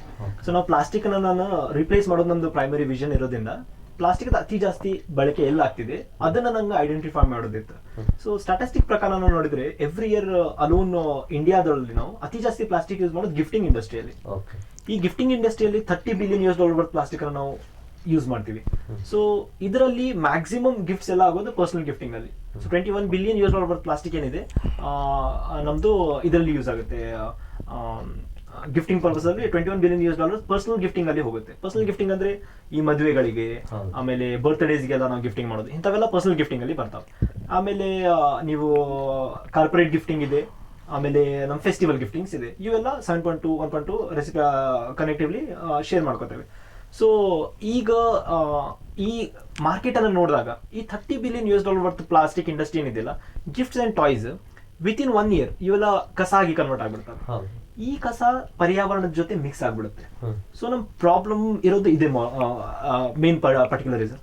ಒಮ್ಮೆ ಈ ಪ್ಲಾಸ್ಟಿಕ್ ಪೂರ್ತಿ ಕಸ ಆದ್ಮೇಲೆ ಇವನ್ನ ದನ ಪಶುಗಳು ತಿಂತವೆ, ಬರ್ಡ್ಸ್ ಇದನ್ನ ತಿಂತವೆ, ಆಮೇಲೆ ಇದೆಲ್ಲಿ ಪರಿಸರ ಒಳಗೆ ಬೀಳುತ್ತೆ ಅಲ್ಲೇ ಆ ಪರ್ಟಿಕ್ಯುಲರ್ ಏರಿಯಾದೊಳಗೆ ಇದು ಹಾರ್ಮ್ ಮಾಡೋದು ನಮ್ಗೆ ಶುರು ಮಾಡುತ್ತೆ. ಸೊ ಈ ಪರ್ಟಿಕ್ಯುಲರ್ ಪ್ರಾಬ್ಲಮ್ ಅನ್ನ ನಮ್ಗೆ ಸಾಲ್ವ್ ಮಾಡೋದಿತ್ತು. ಸೊ ಪ್ಲಾಸ್ಟಿಕ್ ಈ ಗಿಫ್ಟಿಂಗ್ ಅಲ್ಲಿ ಅತಿ ಜಾಸ್ತಿ ಗಿಫ್ಟಿಂಗ್ ಯಾವ್ದು ಅದನ್ನ ನಾವು ನೋಡಿದ್ವಿ. ಈ ಮದುವೆಗಳಲ್ಲಿ ನಮ್ಗೆಲ್ಲರಿಗೂ ಕಾಮನ್ ಆಗಿ ಗೊತ್ತಿರುವಂತದ್ದು ಮ್ಯಾಕ್ಸಿಮಮ್ ಗಿಫ್ಟಿಂಗ್ ಇರೋದು photo frames, wall clocks, wall arts ಇವುಗಳಿತ್ತು. ಸೊ ಈ particular photo frames, wall clock, wall art ಅಲ್ಲಿ ಕಸ್ಟಮರ್ ಏನ್ ನೋಡ್ತಾರೆ, ಸೊ ಅವ್ರ ಬಜೆಟ್ ಪ್ಲಾನಿಂಗ್ ಇರುತ್ತೆ ಮೈಂಡ್ ಅಲ್ಲಿ, ಇಷ್ಟು ಬಜೆಟ್ ಒಳಗೆ ನಂಗೆ ಬೇಕು. ಸೆಕೆಂಡ್, ಒಂದು ಯುನೀಕ್ನೆಸ್ ನೋಡ್ತಿರ್ತಾರೆ. ಥರ್ಡ್, ಒಂದು ಅದನ್ನ ಚಲೋ ಪ್ಯಾಕೇಜಿಂಗ್ ಒಳಗೆ ಅವ್ರು ಪ್ರೊವೈಡ್ ಮಾಡಬೇಕು. ಫೋರ್ತ್, ಅದೊಂದು ನಾವು ಕೊಡ್ತಿರುವಂತ ಪರ್ಸನ್ ಒಂದು ವ್ಯಾಲ್ಯೂ ಕ್ರಿಯೇಟ್ ಮಾಡಿರ್ಬೇಕು, ಅವ್ನ ಲೈಫ್ ಅಲ್ಲಿ ಒಂದು ವ್ಯಾಲ್ಯೂ ಕ್ರಿಯೇಟ್ ಮಾಡಿರ್ಬೇಕು, ಅಂದ್ರೆ ಅವ್ನಿಗೆ ಅದು ಯೂಸ್ಫುಲ್ ಆಗಿರ್ಬೇಕು. ಇಷ್ಟು ಪಾಯಿಂಟ್ ಗಳನ್ನ ಅವರು ನೋಡ್ತಾರೆ. ಸೊ ಈ ಪಾಯಿಂಟ್ ಅನ್ನ ರಿಫ್ಲೆಕ್ಟ್ ಮಾಡುವಂತಹ ಅಲ್ಟರ್ನೇಟಿವ್, ಈ ಪ್ಲಾಸ್ಟಿಕ್ ಪ್ರಾಡಕ್ಟ್ ಒಂದು ಅಲ್ಟರ್ನೇಟಿವ್ ನಾವು ಫೈಂಡ್ ಮಾಡ್ತಿದ್ವಿ. ಸೊ ದಟ್ ನಾವು ರೆಡಿ ಮಾಡಿರುವಂತಹ ಪ್ರಾಡಕ್ಟ್ಸ್ ಎನ್ವೈರನ್ಮೆಂಟಿಗೂ ಏನು ಹಾರ್ಮ್ ಆಗಿರಬಾರ್ದು, ಕಸ್ಟಮರ್ದು ಏನು ಒಂದು ಸೈಕಾಲಜಿ ಇದೆ, ಕಸ್ಟಮರ್ದು ಒಂದು ಏನ್ ನೀಡ್ಸ್ ಇದೆ, ಆ ನೀಡ್ಸ್ ಅನ್ನ ಕಂಪ್ಲೀಟ್ ಮಾಡುವಂತ ಪ್ರಾಡಕ್ಟ್ ಅನ್ನು ಮಾಡೋದಿತ್ತು. ಸೊ ಈ ಪ್ಲಾಟನೆಕ್ಸ್ ಇನ್ನೋವೇಷನ್ ಪ್ರೈವೇಟ್ ಲಿಮಿಟೆಡ್ ಅಲ್ಲಿ ನಾವು ಶುರು ಮಾಡಿರೋದು wall clocks, photo frames, wall arts, ಆಮೇಲೆ table top articles, as well as flower pots, ಆಮೇಲೆ ಇಂಡೋರ್ ಪ್ಲಾಂಟ್ಸ್ ಎಲ್ಲ ಏನಿರ್ತಾವಲ್ಲ ಇವನ್ನೆಲ್ಲ ನಾವು ಫಸ್ಟ್ ನಾವು ಶುರು ಮಾಡ್ಕೊಂಡಿದ್ದು. ನಮ್ ಸೇಲ್ಸ್ ಅತಿ ಜಾಸ್ತಿ ನಮ್ಗೆ ವಾಲ್ ಕ್ಲಾಕ್ಸ್ ನಿಂತ ಶುರು ಆಯ್ತು. ಸೊ ಅದರಿಂದ ವಾಲ್ ಕ್ಲಾಕ್ಸ್ ಅನ್ನು ಫಸ್ಟ್ ಒಂದು ಪೂರ್ತಿ ಸ್ಟ್ಯಾಂಡರ್ಡೈಸ್ ಮಾಡಿ ದೆನ್ ಒಂದೊಂದು ಪಾರ್ಟ್ ಅಲ್ಲಿ ನಾವು ಬರೋಣ ಅಂತಂದು ಫಸ್ಟ್ ನಾವು ವಾಲ್ ಕ್ಲಾಕ್ಸ್ ಅಲ್ಲಿ ಸ್ಟ್ಯಾಂಡರ್ಡೈಸ್ ಮಾಡ್ಕೊಂಡು ಬಂದ್ವಿ. ಅಪಾರ್ಟ್ ಫ್ರಮ್ ದಿಸ್ R&D ನಮ್ದು ಬ್ಯಾಗ್ಸ್ ಅಲ್ಲಿ ನಡೆದಿದೆ. ನಮ್ದು ಪ್ರೈಮರಿ USP ಏನಿದೆ ಅಂತಂದ್ರೆ ಪ್ಲಾಸ್ಟಿಕ್ ಗಿಂತ ಕಡಿಮೆ ವೆಚ್ಚದಲ್ಲಿ ಇರಬೇಕು, ಪ್ಲಾಸ್ಟಿಕ್ ಗಿಂತ ಚಲೋ ಇರಬೇಕು. ಸೊ ಈಗ ನಾವು ಕ್ರಿಯೇಟ್ ಮಾಡಿರೋಂಥ ನಾವು ಮ್ಯಾನುಫ್ಯಾಕ್ಚರ್ ಮಾಡಿರೋಂಥ ಒಂದು ಕ್ಯಾರಿ ಬ್ಯಾಗ್. ಸೊ ಈ ಕ್ಯಾರಿ ಬ್ಯಾಗ್ ವೇಟ್, ಈ ಕ್ಯಾರಿ ಬ್ಯಾಗ್ ಕಾಸ್ಟ್, ನಮ್ಮ ಮ್ಯಾನುಫ್ಯಾಕ್ಚರಿಂಗ್ ಕಾಸ್ಟ್ ಬೀಳೋದು 30 paisa, and it can take a load of 40 kilos. So ಈ ಕಂಪೇರ್ ಮಾಡಿದ್ರೆ ಪ್ಲಾಸ್ಟಿಕ್ ಇದ್ರೆ ಕಡಿಮೆ ಪ್ರೈಸ್, ಬಟ್ ಪ್ಲಾಸ್ಟಿಕ್ ಇಂದ ಜಾಸ್ತಿ ಯುಟಿಲಿಟಿ ಇದೆ. And this carry bag is waterproof. ಅಂದ್ರೆ ಇದ್ರ ಮೇಲೆ ನೀರ್ ಹಾಕಿದ್ರು ನೀವು ತಯಾರಿಸಿರಿ? ಇದು ನಾವು ತಯಾರಿಸಿದ್ದು. ಓಕೆ. ಸೊ ಸೇಮ್ ಮ್ಯಾನರ್ ಅಲ್ಲಿ ನಮ್ಮ ವಾಲ್ ಕ್ಲಾಕ್ಸ್ ನೋಡಿದ್ರೆ ಪ್ಲಾಸ್ಟಿಕ್ ವಾಲ್ ಕ್ಲಾಕ್ಸ್ ಏನಿದಾವು ಅದಕ್ಕಿಂತ ಕಡಿಮೆ ರೇಟ್, ಬಹಳ ಇನೋವೇಟಿವ್ ಡಿಸೈನ್ಸ್ ಇರ್ತವೆ, ಆಮೇಲೆ ಕಲರ್ ವೈಬ್ರೆನ್ಸ್ ಇರುತ್ತೆ. ಇಂಥವೆಲ್ಲ USP ಲಿಂದ ಇಷ್ಟೆಲ್ಲ ಪ್ರಾಡಕ್ಟ್ ಲೈನ್ಸ್ ಅನ್ನು ನಾವು ಡೆವಲಪ್ ಮಾಡಿದ್ವಿ. ಕೋವಿಡ್ ಟೈಮ್ ಒಳಗೆ ನಮ್ಮ ರಿಸರ್ಚ್ ನಾವು ಯೂಟಿಲೈಸ್ ಮಾಡ್ಕೊಂಡು ಹೆಲ್ತ್ ಕೇರ್ ಪ್ರಾಡಕ್ಟ್ಸ್ ಅಲ್ಲಿನೂ ಬಂದ್ವಿ. ಅಲ್ಲೇ ಎಲೆಕ್ಟ್ರಾನಿಕ್ ಮಾಸ್ಕ್ ಅನ್ನು ನಾವು ಡೆವಲಪ್ ಮಾಡಿದ್ವಿ, as well as electronic helmet and electronic aprons ಅನ್ನು ರೆಡಿ ಮಾಡಿದ್ವಿ. ಸೊ ಇಷ್ಟೆಲ್ಲ ಪ್ರಾಡಕ್ಟ್ ಲೈನ್ಸ್ ಈಗ ಪ್ಲಾಟನೆಕ್ಸ್ ಅಲ್ಲಿ ಅವೈಲೇಬಲ್ ಇದಾವೆ ಕರೆಂಟ್. ಓಕೆ. ಅಂದ್ರೆ ಮತ್ತೆ ಒಂದು ಕ್ಯಾರಿ ಬ್ಯಾಗು, ಆಮೇಲೆ ಯಾವುದು ನಿಮ್ ಗಡಿಯಾರದಾಗಿರ್ಬೋದು ಮತ್ತು ಮಾಸ್ಕ್ ಆಗಿರ್ಬೋದು, ಇದನ್ನ ಮಾರುಕಟ್ಟೆಯಲ್ಲಿ ಯಾವ ತರ ಪರಿಚಯಿಸುವಂತ ಕೆಲಸ ನಡೆದಿದೆ ಸರ್ ಈಗ? ಇದೆ ಸರ್. ಈಗ ಯಾವ ರೀತಿ ಅಂತಂದ್ರೆ ನಾವು ಒಂದು ಆಸ್ ಅ ಸ್ಟಾರ್ಟ್ಅಪ್ ಒಂದು ಕಂಪ್ನಿ ಡೈರೆಕ್ಟ್ ಆಗಿ ನಾವು ಕಸ್ಟಮರ್ಗೆ ನಾವು ಬಹಳಷ್ಟು ಸೇಲ್ ಮಾಡಿ ನಾವು ಸಕ್ಸಸ್ಫುಲ್ ಆಗ್ಬೋದು. ಬಟ್ ಆಂಟರ್ಪ್ರಿನರ್ಶಿಪ್ ಅಲ್ಲಿ ರೆಕರೆಂಟ್ ಮಾರ್ಕೆಟ್ ಸ್ಟ್ರಕ್ಚರ್ ನ ಯಾರು ಕ್ರಿಯೇಟ್ ಮಾಡ್ತಾರೆ, ಅಂದ್ರೆ ಒಂದ್ ಕಸ್ಟಮರ್ ನಮ್ ಕಡೆ ರೆಕರೆಂಟ್ ಆಗಿ ತಗೊಂಡಿರ್ಬೇಕು ಅಂತ ಒಂದು ಸಿಸ್ಟಮ್ಯಾಟಿಕ್ ರೆಕರೆನ್ಸ್ ಅನ್ನ ಯಾರು ಕ್ರಿಯೇಟ್ ಮಾಡ್ತಾರೆ, ಆ ಐಡಿಯಾ ಸಮನೇಬಲ್ ಇರುತ್ತೆ. ಇದು ಏನೊಂದು ಟೋಟಲ್ ಸ್ಟ್ರಕ್ಚರ್ ಇತ್ತಲ್ಲ, ಆ ಸ್ಟ್ರಕ್ಚರ್ ನಾವು ಸಮನ್ ಮಾಡ್ಬಿರ್ಬೋದು. ಸೊ ಅದಕ್ಕಾಗಿ ನಾವು ಯೂಸ್ ಮಾಡಿರುವಂತ ಸ್ಟ್ರಾಟಜಿ ಏನಂತಂದ್ರೆ ಫ್ರಾಂಚೈಸ್ ಮಾಡೆಲ್ ನಾವು ಯೂಸ್ ಮಾಡಿದ್ವಿ. ಸೊ ಇದರಲ್ಲಿ ನಾವ್ ಏನ್ ಮಾಡಿದ್ವಿ ಅಂತಂದ್ರೆ, ಈಗ ಟೈರ್ 3 ಸಿಟಿ ಗದಗ್, ಇಂತಲ್ಲೇ ನಮ್ದು manufacturing hub. Tyre 2 city Hubli, ಇಲ್ಲಿ ನಮ್ದು R&D ಆಮೇಲೆ market establishment team. Okay. So ಈಗ ನಾವು ಹುಬ್ಳಿ ಸ್ಟಾಟಿಸ್ಟಿಕ್ ನೋಡಿದ್ರೆ 480 ಟೋಟಲ್ ರಿಜಿಸ್ಟರ್ಡ್ ಗಿಫ್ಟ್ ಸ್ಟೋರ್ಸ್ ಗಳಲ್ಲಿ ಇದಾವೆ.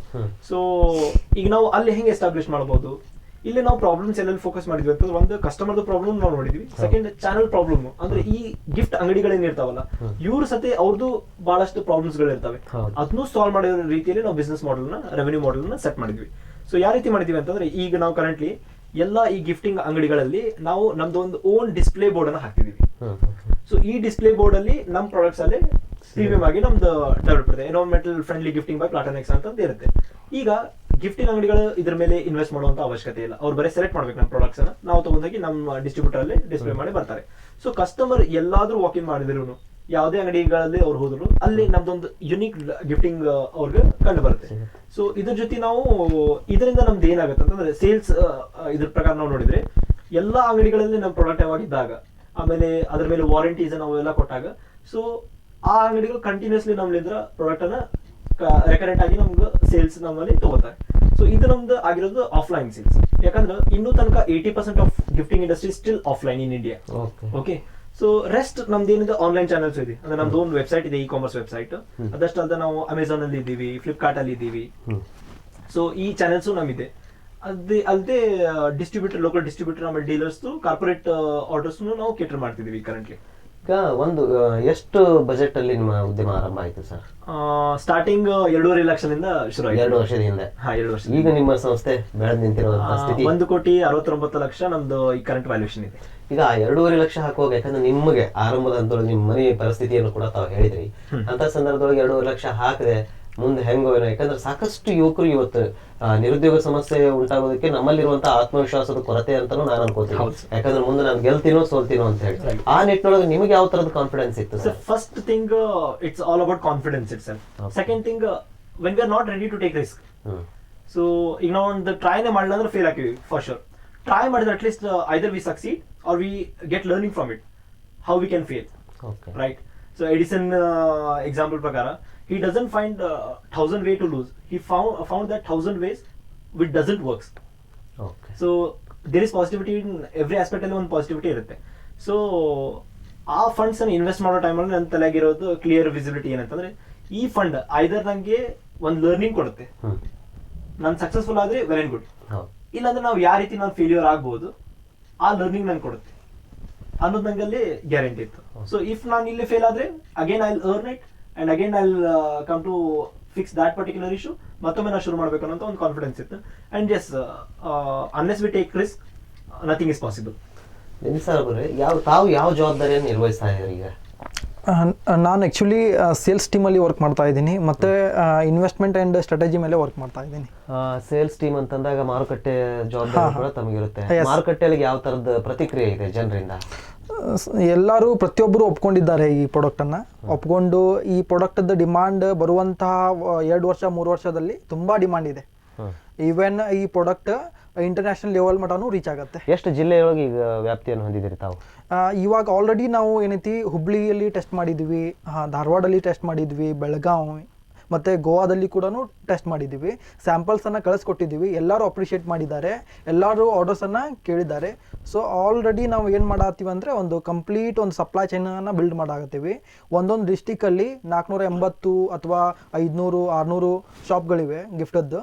ಪ್ರತಿಯೊಂದು ಶಾಪಲ್ಲಿ ಒಂದು 15-20 ಐಟಮ್ಸನ್ನು ಫಿಕ್ಸ್ ಮಾಡುವಂಥ ಒಂದು ಸ್ಟ್ರಾಂಗ್ ಸಪ್ಲೈ ಚೈನನ್ನು ರೆಡಿ ಮಾಡ್ತಾ ಇದ್ದೀವಿ. Okay sir, Abdul Khadeer sir, ಭಾಳಷ್ಟು ನಿಮ್ಮ ಜೊತೆ ಮಾತಾಡ್ತಾ ಹೋದಂಗೆಲ್ಲ ಏನೋ ಖುಷಿ ಅನಿಸ್ತಿರುತ್ತೆ. ಯಾಕಂದ್ರೆ ಅದು ಒಂಥರ ಸ್ಫೂರ್ತಿ ನೀಡ್ತಾ ಇದೆ. ಯಾಕಂದ್ರೆ ನೀವು ತಂದೆ ಮತ್ತು ತಾಯಿ ಬಗ್ಗೆ ಹೇಳಿದ್ರಿ. ಈಗ ಆ ತಂದೆ ತಾಯಿಗೂ ಕೂಡ, ಯಾಕಂದ್ರೆ ನೀವು ಸುಮ್ಮನೆ ಅಡ್ಡಾಡೋದು ಇರೋ ಒಂದು ಸಂಶೋಧನೆಯ ಹಾದಿ ಹೋಗಿದ್ದಾಗ ಎಲ್ಲಿ ನನ್ನ ಮಗ ಸುಮ್ಮನೆ ಅನಾವಶ್ಯಕವಾಗಿ ಹಣ ಮತ್ತು ಸಮಯನ ವ್ಯರ್ಥ ಮಾಡ್ತಿದ್ದಾನೋ ಏನೋ ಅನ್ನುವಂಥ ಆತಂಕ ಅವ್ರಿಗೆ ಇರಲಿಲ್ಲ? ಇತ್ತು ಸರ್, ಆತಂಕ ಇತ್ತು. ಬಟ್ ನಾನು ಸಣ್ಣವಿದ್ದಾಗಲೂ ಒಂದು ಇನ್ಸಿಡೆಂಟ್ ನನ್ನ ಜೊತೆ ಆಗಿದ್ದೆ ಏನಂತಂದ್ರೆ, ನನಗೊಂದು ಕಾಂಪಿಟೇಷನ್ ಬಿದ್ದುಬಿಟ್ಟಿತ್ತು ಕ್ಲಾಸಲ್ಲಿ. ಸೊ ದಟ್ಸ್ ವೈ ನಂಗೊಂದು ಇದು ಬೇಕಾಗಿತ್ತು, ಐಪಾಡ್ ಬೇಕಾಗಿತ್ತು ಒಂದು.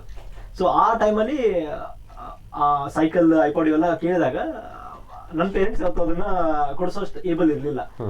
ನನಗೂ ಅದರಿಂದ ಸಿಟ್ ಮಾಡೋದು, ಈ ರೀತಿ ಮಾಡೋದು ನೋಡಿದ್ರೆ ನಂಗೆ ಭಾಳ ಪೇನ್ ಆಗ್ತಿತ್ತು. ಸೊ ಒಂದಿನ ನಮ್ಮ ಮಮ್ಮಿ ಕರೆಕ್ಟಾಗಿ ಕುಂದಿಸ್ ನಂಗೆ ಅರ್ಥ ಮಾಡಿಸಿದ್ರು, ನಮ್ಮ ಫೈನಾನ್ಷಿಯಲ್ ಕಂಡೀಷನ್ ಎಷ್ಟು ವೀಕ್ ಇದೆ, ಅದರಿಂದ ಏನ್ ಟ್ರಬಲ್ ಆಗ್ತಿದೆ.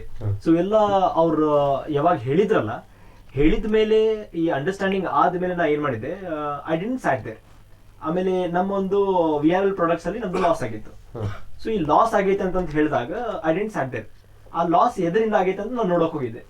ಸೊ ಆ VR ಅಲ್ಲಿ ಬೇರೆ ಬೇರೆ ಎಲ್ಲ ಮಟೀರಿಯಲ್ ತಂದಿರೋದ್ರಲ್ಲಿ ಅದರಲ್ಲಿ ನಮ್ಮ ಬೆಟಗೇರಿಯಲ್ಲಿ ಕೈಮಗ್ಗಳು ಏನಿರ್ತಾವಲ್ಲ, ಆ ಕೈಮಗ್ಗದ ಮೇಲೆ ಕುಂದ್ರಸೋಂತ ಒಂದು ರೀಲ್ ಬರುತ್ತೆ, ಅದು ಉಡನ್ ಇರುತ್ತೆ.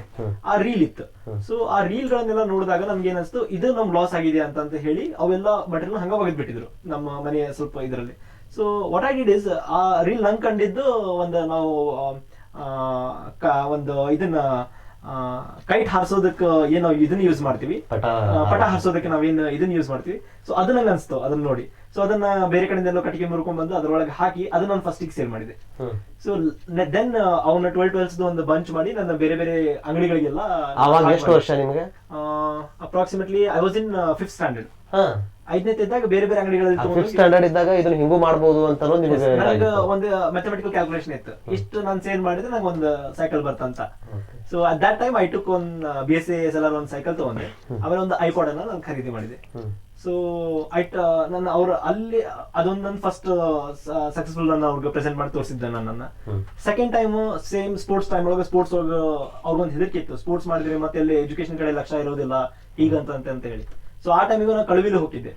ಸ್ಕೂಲಲ್ಲಿ ಎಲ್ಲ ಪರ್ಮಿಷನ್ ಇರ್ತಿದ್ದಿಲ್ಲ.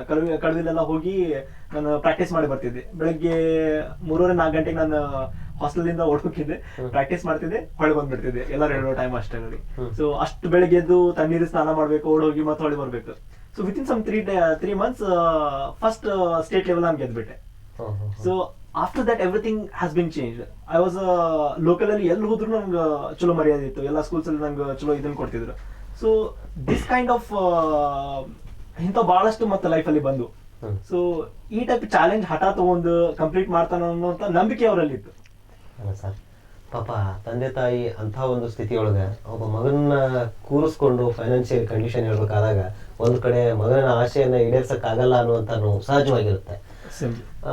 ಆದ್ರೆ ಅದನ್ನ ತಿಳ್ಕೊಂಡು 5ನೇ ತರಗತಿ ಇರುವಂತ ಒಬ್ಬ ವಿದ್ಯಾರ್ಥಿ ತನ್ನ ಪರಿಸ್ಥಿತಿಯನ್ನ ತಿಳ್ಕೊಂಡು ಆ ಮಟ್ಟಕ್ಕೆ ಬರುವಂತದ್ದು ಅಂತಂದ್ರೆ ನನಗನ್ಸುತ್ತೆ ಈ ಸಾಧನೆ ಮತ್ತು ಅದು ಹಸಿವು ಐತಲ್ಲ ಬರ್ತ ನಿಮಗೆ ಬಂದಿದೆ ಅಂತ ನಾನು ಅನ್ಕೋತೀನಿ. ಯಾಕಂದ್ರೆ ವೀಕ್ಷಕರೇ, ಇದೇ ವಿಚಾರವಾಗಿ ಈಗಾಗಲೇ ಅಬ್ದುಲ್ ಖದೀರ್ ಅವರು ತಮ್ಮ ಕುಟುಂಬ ತಂದೆ ತಾಯಿಯ ಬಗ್ಗೆ ಸಾಕಷ್ಟು ವಿಚಾರಗಳನ್ನ ಹೇಳಿದ್ರು. ನಿಜಕ್ಕೂ ಕೂಡ ಬಹಳಷ್ಟು ಖುಷಿ ಅನ್ಸುತ್ತೆ. ಇವತ್ತಿನ ದಿನದಲ್ಲಿ ಒಬ್ಬ ಸಾಧಕ ಸಾಧನೆಯ ಶಿಖರವನ್ನ ಇರಬೇಕಾದ್ರೆ ಮುಖ್ಯವಾಗಿ ಆ ಕುಟುಂಬದ ಪಾತ್ರ ಬಹಳಷ್ಟು ಮುಖ್ಯವಾಗಿರುತ್ತೆ ಅಂತ ಅನ್ನೋದಕ್ಕೆ ಇದು ಉದಾಹರಣೆ ಅಂತ ನಾನು ಭಾವಿಸ್ತೀನಿ. ಯಾಕಂದ್ರೆ ಇದೇ ವಿಚಾರವಾಗಿ ಇನ್ನ ಇವರ ಒಂದು ಸಾಧನೆಗೆ, ಇವರ ಒಂದು ಕಾರ್ಯಕ್ಕೆ ಆ ತಂದೆ ತಾಯಿ ಏನೆಲ್ಲ ಹೇಳಿದ್ದಾರೆ ಅನ್ನುವಂಥದ್ದು ನಮ್ಮ ಉತ್ತರ ಪ್ರಭಾ ತಂಡ ಇವರ ಒಂದು ಫ್ಲಾಟೋನಿಕ್ಸಾ ಅನ್ನುವಂತ ಕಂಪನಿಯಲ್ಲಿ ಮಾಡಿರುವಂತಹ ವಾಕ್ಥ್ರೂ ಇದೆ, ನೋಡ್ಕೊಂಡು ಬರೋಣ ಬನ್ನಿ.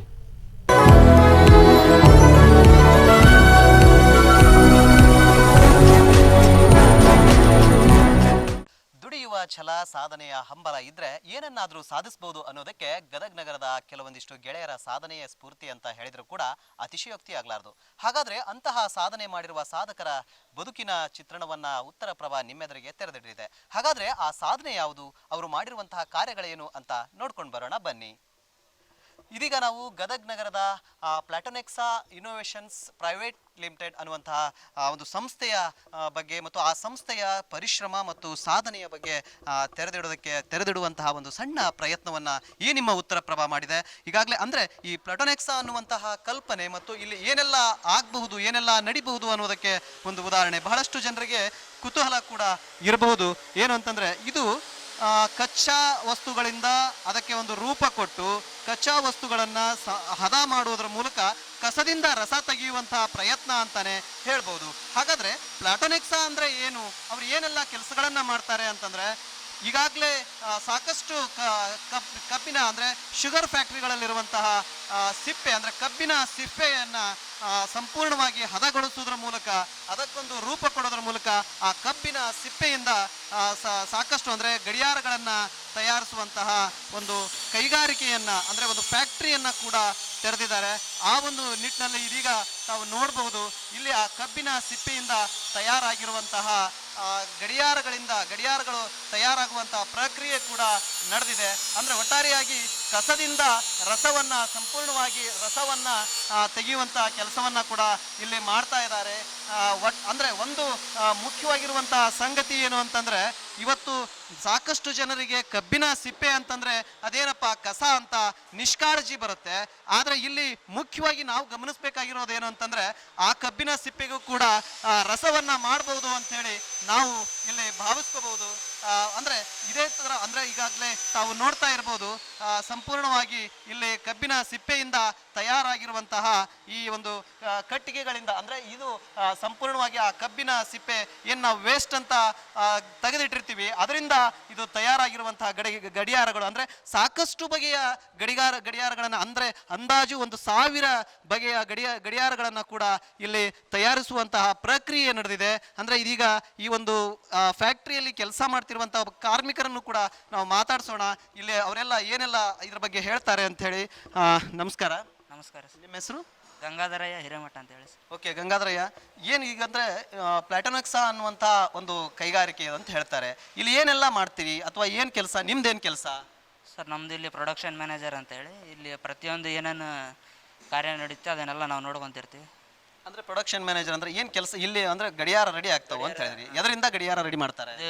ಕಾಡಿನಿಂದಂತ ಬೆಳೆದಿರ್ತಂಥ ಗಿಡ ಮರ ಅವು ಕೊಂಬೆ ಎಲೆಗಳು ಇರ್ತಾವಲ್ಲ ಅದನ್ನೆಲ್ಲ ತಗೊಂಡು ಇದನ್ನ ಮಿಕ್ಸ್ ಮಾಡಿ ಅದನ್ನ ಪೌಡ್ರ್ ಮಾಡಿ ಆ ನಂತರ ವೇಸ್ಟ್ ಕಸದಿಂದ ಪರಿಸರ ಹಾನಿಕರ ಆದಂಥ ವಸ್ತುಗಳನ್ನು ತೆಗಿತಾರೆ. ಹಂಗಾಗಿ ಗಿಡಗಳಿಂದ ಪರಿಸರ ಹಾನಿ ಆಗಬಾರ್ದು ಅಂತ ಹೇಳಿ ನಾವು ಯೂಸ್ ಮಾಡ್ತಿದ್ದೀವಿ ಇದನ್ನು.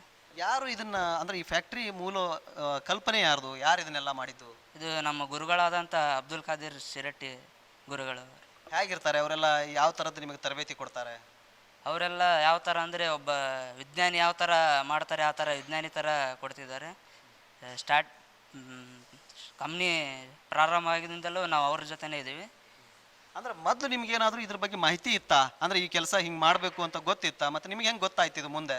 ಇಲ್ಲ ಸರ್, ಇಲ್ಲಿ ಬಂದ್ವಿ ಅವ್ರ ಹತ್ರ. ನಾವು ಅವರು ಹಳೆಯ ವಿದ್ಯಾರ್ಥಿ ಸರ್ ನಾವು, ಹಾಗಾಗಿ ಅವರು ಮೊದಲಿಂದ ಇದೀವಲ್ಲ, ಅವರು ಏನೇನು ಮಾಡ್ತಿದ್ರು ಅವರಿಂದ ರಿಸರ್ಚ್ ಮಾಡಬೇಕಾದ್ರೆ ಅವ್ರ ಜೊತೆನೆಲ್ಲ ನಾವು ಕೈ ಜೋಡಿಸ್ತಿದ್ವಿ ಸರ್. ಅಂದ್ರೆ ಗದಗನಂಥ ಸಂದರ್ಭದಲ್ಲಿ ಇಲ್ಲಿ ಒಂದು ಕಡೆ ಇವತ್ತು ಕೋವಿಡ್ನಂಥ ಪರಿಸ್ಥಿತಿಯಲ್ಲೂ ಕೂಡ ಸಾಕಷ್ಟು ಜನರಿಗೆ ಕೆಲಸನೇ ಇಲ್ಲ. ಇಂಥ ಸಂದರ್ಭದಲ್ಲಿ ಗದಗನಂಥ ಇಂಥ ಒಂದು ಸಣ್ಣ ನಗರ ಆದರೂ ಕೂಡ ಇಲ್ಲಿ ಕೆಲಸ ಕೊಟ್ಟಿದ್ದಾರಲ್ಲ, ಇದ್ರ ಬಗ್ಗೆ ಏನು ಅನಿಸುತ್ತೆ ಸರ್? ನಮಗೆ ಭಾಳ ಹೆಮ್ಮೆ ಆಗುತ್ತೆ. ಈ ಥರ ದೊಡ್ಡ ದೊಡ್ಡ MNC ಕಂಪ್ನಿ ಲೆವೆಲ್ವರೆಗೂ ಮಾಡ್ಬೇಕಂತ ಇದ್ವಿ ಕಂಪ್ನಿನ. ಹಾಗಾಗಿ ಇಲ್ಲಿ ಇಲ್ಲಿಂದ ಇರೋರು ಎಲ್ಲ ಬೆಂಗಳೂರಿಗೆ ಹೋಗಿ ಮಾಡ್ತಿದ್ರು. ಇನ್ಮೇಲಿಂದ ಇಲ್ಲೇ ಆಗೋ ಅವಕಾಶ ಇದೆ ಸರ್. ಇನ್ಮೇಲಿಂದ ಎಲ್ಲರೂ ಇಲ್ಲೇ ಮಾಡ್ಬೋದು ಸರ್. Okay, thank you Gangadharayya. ವೀಕ್ಷಕರೇ ನೋಡ್ಬೋದು, ಅಂದ್ರೆ ಒಂದು ಕಡೆ ಒಬ್ಬ ಕೆಲಸ ಮಾಡುವಂತಹ ಕಾರ್ಮಿಕ ಮನಸ್ಸಿನಿಂದ ಹೇಳ್ತಾನೆ ಅಂತಂದ್ರೆ ಅದು ಅವನ ಹೃದಯದ ಮಾತು ಅಂತಾನೆ ಹೇಳ್ಬೋದು. ಯಾಕಂತಂದ್ರೆ ಇಲ್ಲಿ ಕೆಲಸದ ಜೊತೆಗೆ ಅವರಿಗೆ ತರಬೇತಿಯನ್ನ ಕೊಡೋದ್ರ ಮೂಲಕ ಕೆಲಸ ಸೃಷ್ಟಿಸುವಂತಹದ್ದು. ಇದೀಗ ನೀವು ತಾವು ನೋಡ್ಬೋದು, ಇಲ್ಲಿ ಬೇರೆ ಬೇರೆ ತರದ ಡಿಸೈನ್ಗಳನ್ನ ರೆಡಿ ಮಾಡಿರುವಂತಹದ್ದು, ಸಾಕಷ್ಟು ಡಿಸೈನ್ಗಳನ್ನ ಇಲ್ಲಿ ರೆಡಿ ಮಾಡಿ ಅವುಗಳಿಗೆ ಒಂದು ರೂಪ ಕೊಡುವಂತ ಕೆಲಸವನ್ನ ಕೂಡ ಇಲ್ಲಿ ಮಾಡಲಾಗ್ತಿದೆ. ಅಂದ್ರೆ ಇಲ್ಲಿ ಒಂದು ಗಡಿಯಾರ ಅಂತಂದ್ಮೇಲೆ ಅದಕ್ಕೊಂದು ರೂಪ ಇರುತ್ತೆ. ಅದಕ್ಕೆ ಯಾಕಂದ್ರೆ ಆ ಕಲೆ ಕೂಡ ಆ ಒಂದು ಪ್ರಾಡಕ್ಟ್ ಅನ್ನ ಬಿಂಬಿಸುವಂತಹದ್ದು, ಆಕರ್ಷಣೆ ಮಾಡುವಂತಹದ್ದು ಕೂಡ ಇಲ್ಲಿ ನಾವು ಗಮನಿಸಬೇಕಾಗಿರುವಂತಹದ್ದು ಬಹಳಷ್ಟು ಮುಖ್ಯ ಅನ್ನುವಂಥದ್ದು. ಒಂದು ಕೈಗಾರಿಕೆ ಅಂದ್ರೆ, ಯಾಕಂದ್ರೆ ಇಷ್ಟೊಂದು ಪ್ರಮಾಣದಲ್ಲಿ ಆ ಒಂದು ಸಂಸ್ಥೆಯನ್ನ ಅಥವಾ ಕೈಗಾರಿಕೆಯನ್ನ ಕಟ್ಟುವಂತಹ ಸಂದರ್ಭದಲ್ಲಿ ಅದರ ಹಿಂದಿನ ಪರಿಶ್ರಮ ಮತ್ತು ಆ ತ್ಯಾಗ ಮತ್ತು ಆ ತಂಡದ ನಿರಂತರ ಪ್ರಯತ್ನವನ್ನು ಕೂಡ ನಾವು ಇಲ್ಲಿ ಸ್ಮರಿಸಲೇಬೇಕಾಗಿರ್ಬೋದು. ಹಾಗಾಗಿ ಈ ಒಂದು ಸಂಸ್ಥೆಯನ್ನ ಕಟ್ಟಿರುವಂತಹ ಯುವಕರು ಆ ಒಂದು ಕಾರ್ಮಿಕರನ್ನು ಕೂಡ ವಿಶ್ವಾಸಕ್ಕೆ ತೆಗೆದುಕೊಂಡು ಅವರಿಗೆ ಮುಖ್ಯವಾಗಿರುವಂತಹ ತರಬೇತಿಯನ್ನ ಕೊಡೋದ್ರ ಮೂಲಕ ಈ ಒಂದು ಸಂಸ್ಥೆ ಯಶಸ್ಸಿನತ್ತ ಸಾಗಿರುವಂತದ್ದು ಕೂಡ ಇಲ್ಲಿ ನಾವು ಗಮನಿಸಬೇಕಾಗುತ್ತೆ. ಈಗ ನಾವು ಅಂದ್ರೆ ಇಲ್ಲಿ ಮತ್ತೊಂದು ವಿಭಾಗ ಇದೆ, ಅಂದ್ರೆ ಇದಕ್ಕೆ ಸಂಪೂರ್ಣವಾಗಿರುವಂತಹ ಅಲ್ಲಿ ಒಂದು ಕಡೆ ಕಟ್ ಆಗಿರುವಂತಹದ್ದು, ಅಂದ್ರೆ ಆ ಸಾಮಗ್ರಿಗಳಿಗೆ ಸಂಬಂಧಪಟ್ಟಂತೆ ಒಂದು ಫೈನಲ್ ಟಚ್ ಅಪ್ ಅಂತ ಏನ್ ನಾವು ಕರಿತೀವಿ, ಆ ಕಾರ್ಯ ಕೂಡ ಇಲ್ಲಿ ನಡೀತಾ ಇರುವಂತಹದ್ದು. ಇಲ್ಲಿ ಕೂಡ ಅದಕ್ಕೆ ಆ ಒಂದು ಗಡಿಯಾರದ ಮಾದರಿಗೆ ಸಂಬಂಧಪಟ್ಟಂತೆ ಸಾಕಷ್ಟು ಡಿಸೈನ್ಗಳನ್ನ ಏನು ತಯಾರಿಸಿರ್ತಾರೆ, ಅವುಗಳಿಗೆ ಬಣ್ಣ ಆಗಿರಬಹುದು ಅಥವಾ ಬೇರೆ ಅದಕ್ಕೆ ಆಗಿರುವಂತಹ ಒಂದು ಟಚಪ್ ಅನ್ನ, ಫೈನಲ್ ಟಚಪ್ ಅನ್ನ ಕೊಡುವಂತಹ ಕಾರ್ಯ ಕೂಡ ಇಲ್ಲಿ ನಡೆದಿದೆ. ಅಂದ್ರೆ ಮುಖ್ಯವಾಗಿ ಈ ಒಂದು ಏನು ಸಂಸ್ಥೆ ಇದೆ, ಆ ಸಂಸ್ಥೆಯ ಆ ತಂಡದ ಜೊತೆಗೆ ಇರುವಂತಹ ಗೆಳೆಯ ಜಂದಿ ಸಾಬ್ ಅವರು ಕೂಡ ಇವತ್ತಿನ ನಮ್ಮೊಟ್ಟಿಗಿದ್ದಾರೆ. ಹಾಗಾಗಿ ಅವರು ಈ ಒಂದು ಸಂಸ್ಥೆ ಬಗ್ಗೆ ಏನು ಹೇಳ್ತಾರೆ ಅಂತ ಕೇಳೋಣ. ನಮಸ್ತೆ ಜಂದಿ ಸಾಬ್ ಅವರೇ. ನಮಸ್ಕಾರ ಸರ್. ಯಾಕಂದ್ರೆ ಒಂದು ಕಡೆ ನಿಮ್ಮ ಸಂಸ್ಥೆಯಲ್ಲಿರುವಂತಹ ಕಾರ್ಮಿಕರು ಕೂಡ ಹೇಳಿದ್ರು, ನಮಗೆ ಭಾಳ ಖುಷಿ ಆಗುತ್ತೆ, ಯಾಕಂದ್ರೆ ತರಬೇತಿಯನ್ನು ಕೊಡೋದ್ರ ಮೂಲಕ ಇಲ್ಲಿ ಕೆಲಸ ಕೊಟ್ಟಿದ್ದಾರೆ ಅಂತ ಹೇಳಿ. ಏನಿದು, ಯಾಕಂದ್ರೆ ಈ ಒಂದು ಕಲ್ಪನೆ ಹುಟ್ಟೋದಕ್ಕೆ ಏನು ಮೂಲ ಕಾರಣ? ಸರ್, ಇದು ಆ್ಯಕ್ಚುಲಿ ಏನಪ್ಪ ಅಂತಂದರೆ ಪ್ಲಾಸ್ಟಿಕ್ಲಿಂದ ನಮ್ಮ ವಾತಾವರಣಕ್ಕೆ ಆಗಿರುವಂತಹ ಹಾನಿ, ಆ ಹಾನಿಯಿಂದ ಎಷ್ಟೋ ಮಕ್ಕಳರು ಅಂಗವಿಕಲರಾಗಿ ಹುಟ್ಟುತ್ತಾ ಇದ್ದಾರೆ, ಬುದ್ಧಿಮಾಂದ್ಯವಾಗಿ ಹುಟ್ಟುತ್ತಾ ಇದ್ದಾರೆ. ಅದನ್ನೆಲ್ಲ ತಡೆಗಟ್ಟುವ ಸಂಬಂಧ ಪ್ಲಾಸ್ಟಿಕ್ ಬಿಡಿ ಅಂದರೆ ಯಾರೂ ಬಿಡೋದಿಲ್ಲ. ಸೊ ಅದಕ್ಕೆ ನಾವು ಏನು ಮಾಡೀವಿ ಅಂದರೆ ಒಂದು ವುಡನ್ ಮ್ಯಾನುಫ್ಯಾಕ್ಚರಿಂಗ್ ಮತ್ತು ಏನಪ್ಪ ಅಂತಂದರೆ ವೇಸ್ಟೇಜ್ ಐಟಮ್ಲಿಂದ ಮ್ಯಾನುಫ್ಯಾಕ್ಚರಿಂಗ್, ಆ ಮ್ಯಾನುಫ್ಯಾಕ್ಚರಿಂಗ್ಲಿಂದ ಫಸ್ಟ್ ನಾವು ಏನು ಅದನ್ನು ಯೂಸ್ ಮಾಡೋದು ಬಿಡಬೇಕಂದ್ರೆ ನಾವು ಮ್ಯಾನುಫ್ಯಾಕ್ಚರಿಂಗ್ ಮಾಡಬೇಕು. ಮ್ಯಾನುಫ್ಯಾಕ್ಚರಿಂಗ್ ಮಾಡಿ ಅದಕ್ಕೆ ಪ್ಲಾಸ್ಟಿಕ್ಕಿಂತನೂ ಚಂದ ಕಾಣುವಂಥ ಐಟಮ್ಸ್ಗಳು ನಾವು ಮ್ಯಾನುಫ್ಯಾಕ್ಚರಿಂಗ್ ಮಾಡಿದರೆ ಪ್ಲಾಸ್ಟಿಕ್ಕನ್ನು ಬಳಸೋದು ಬಿಡ್ತಾರೆ.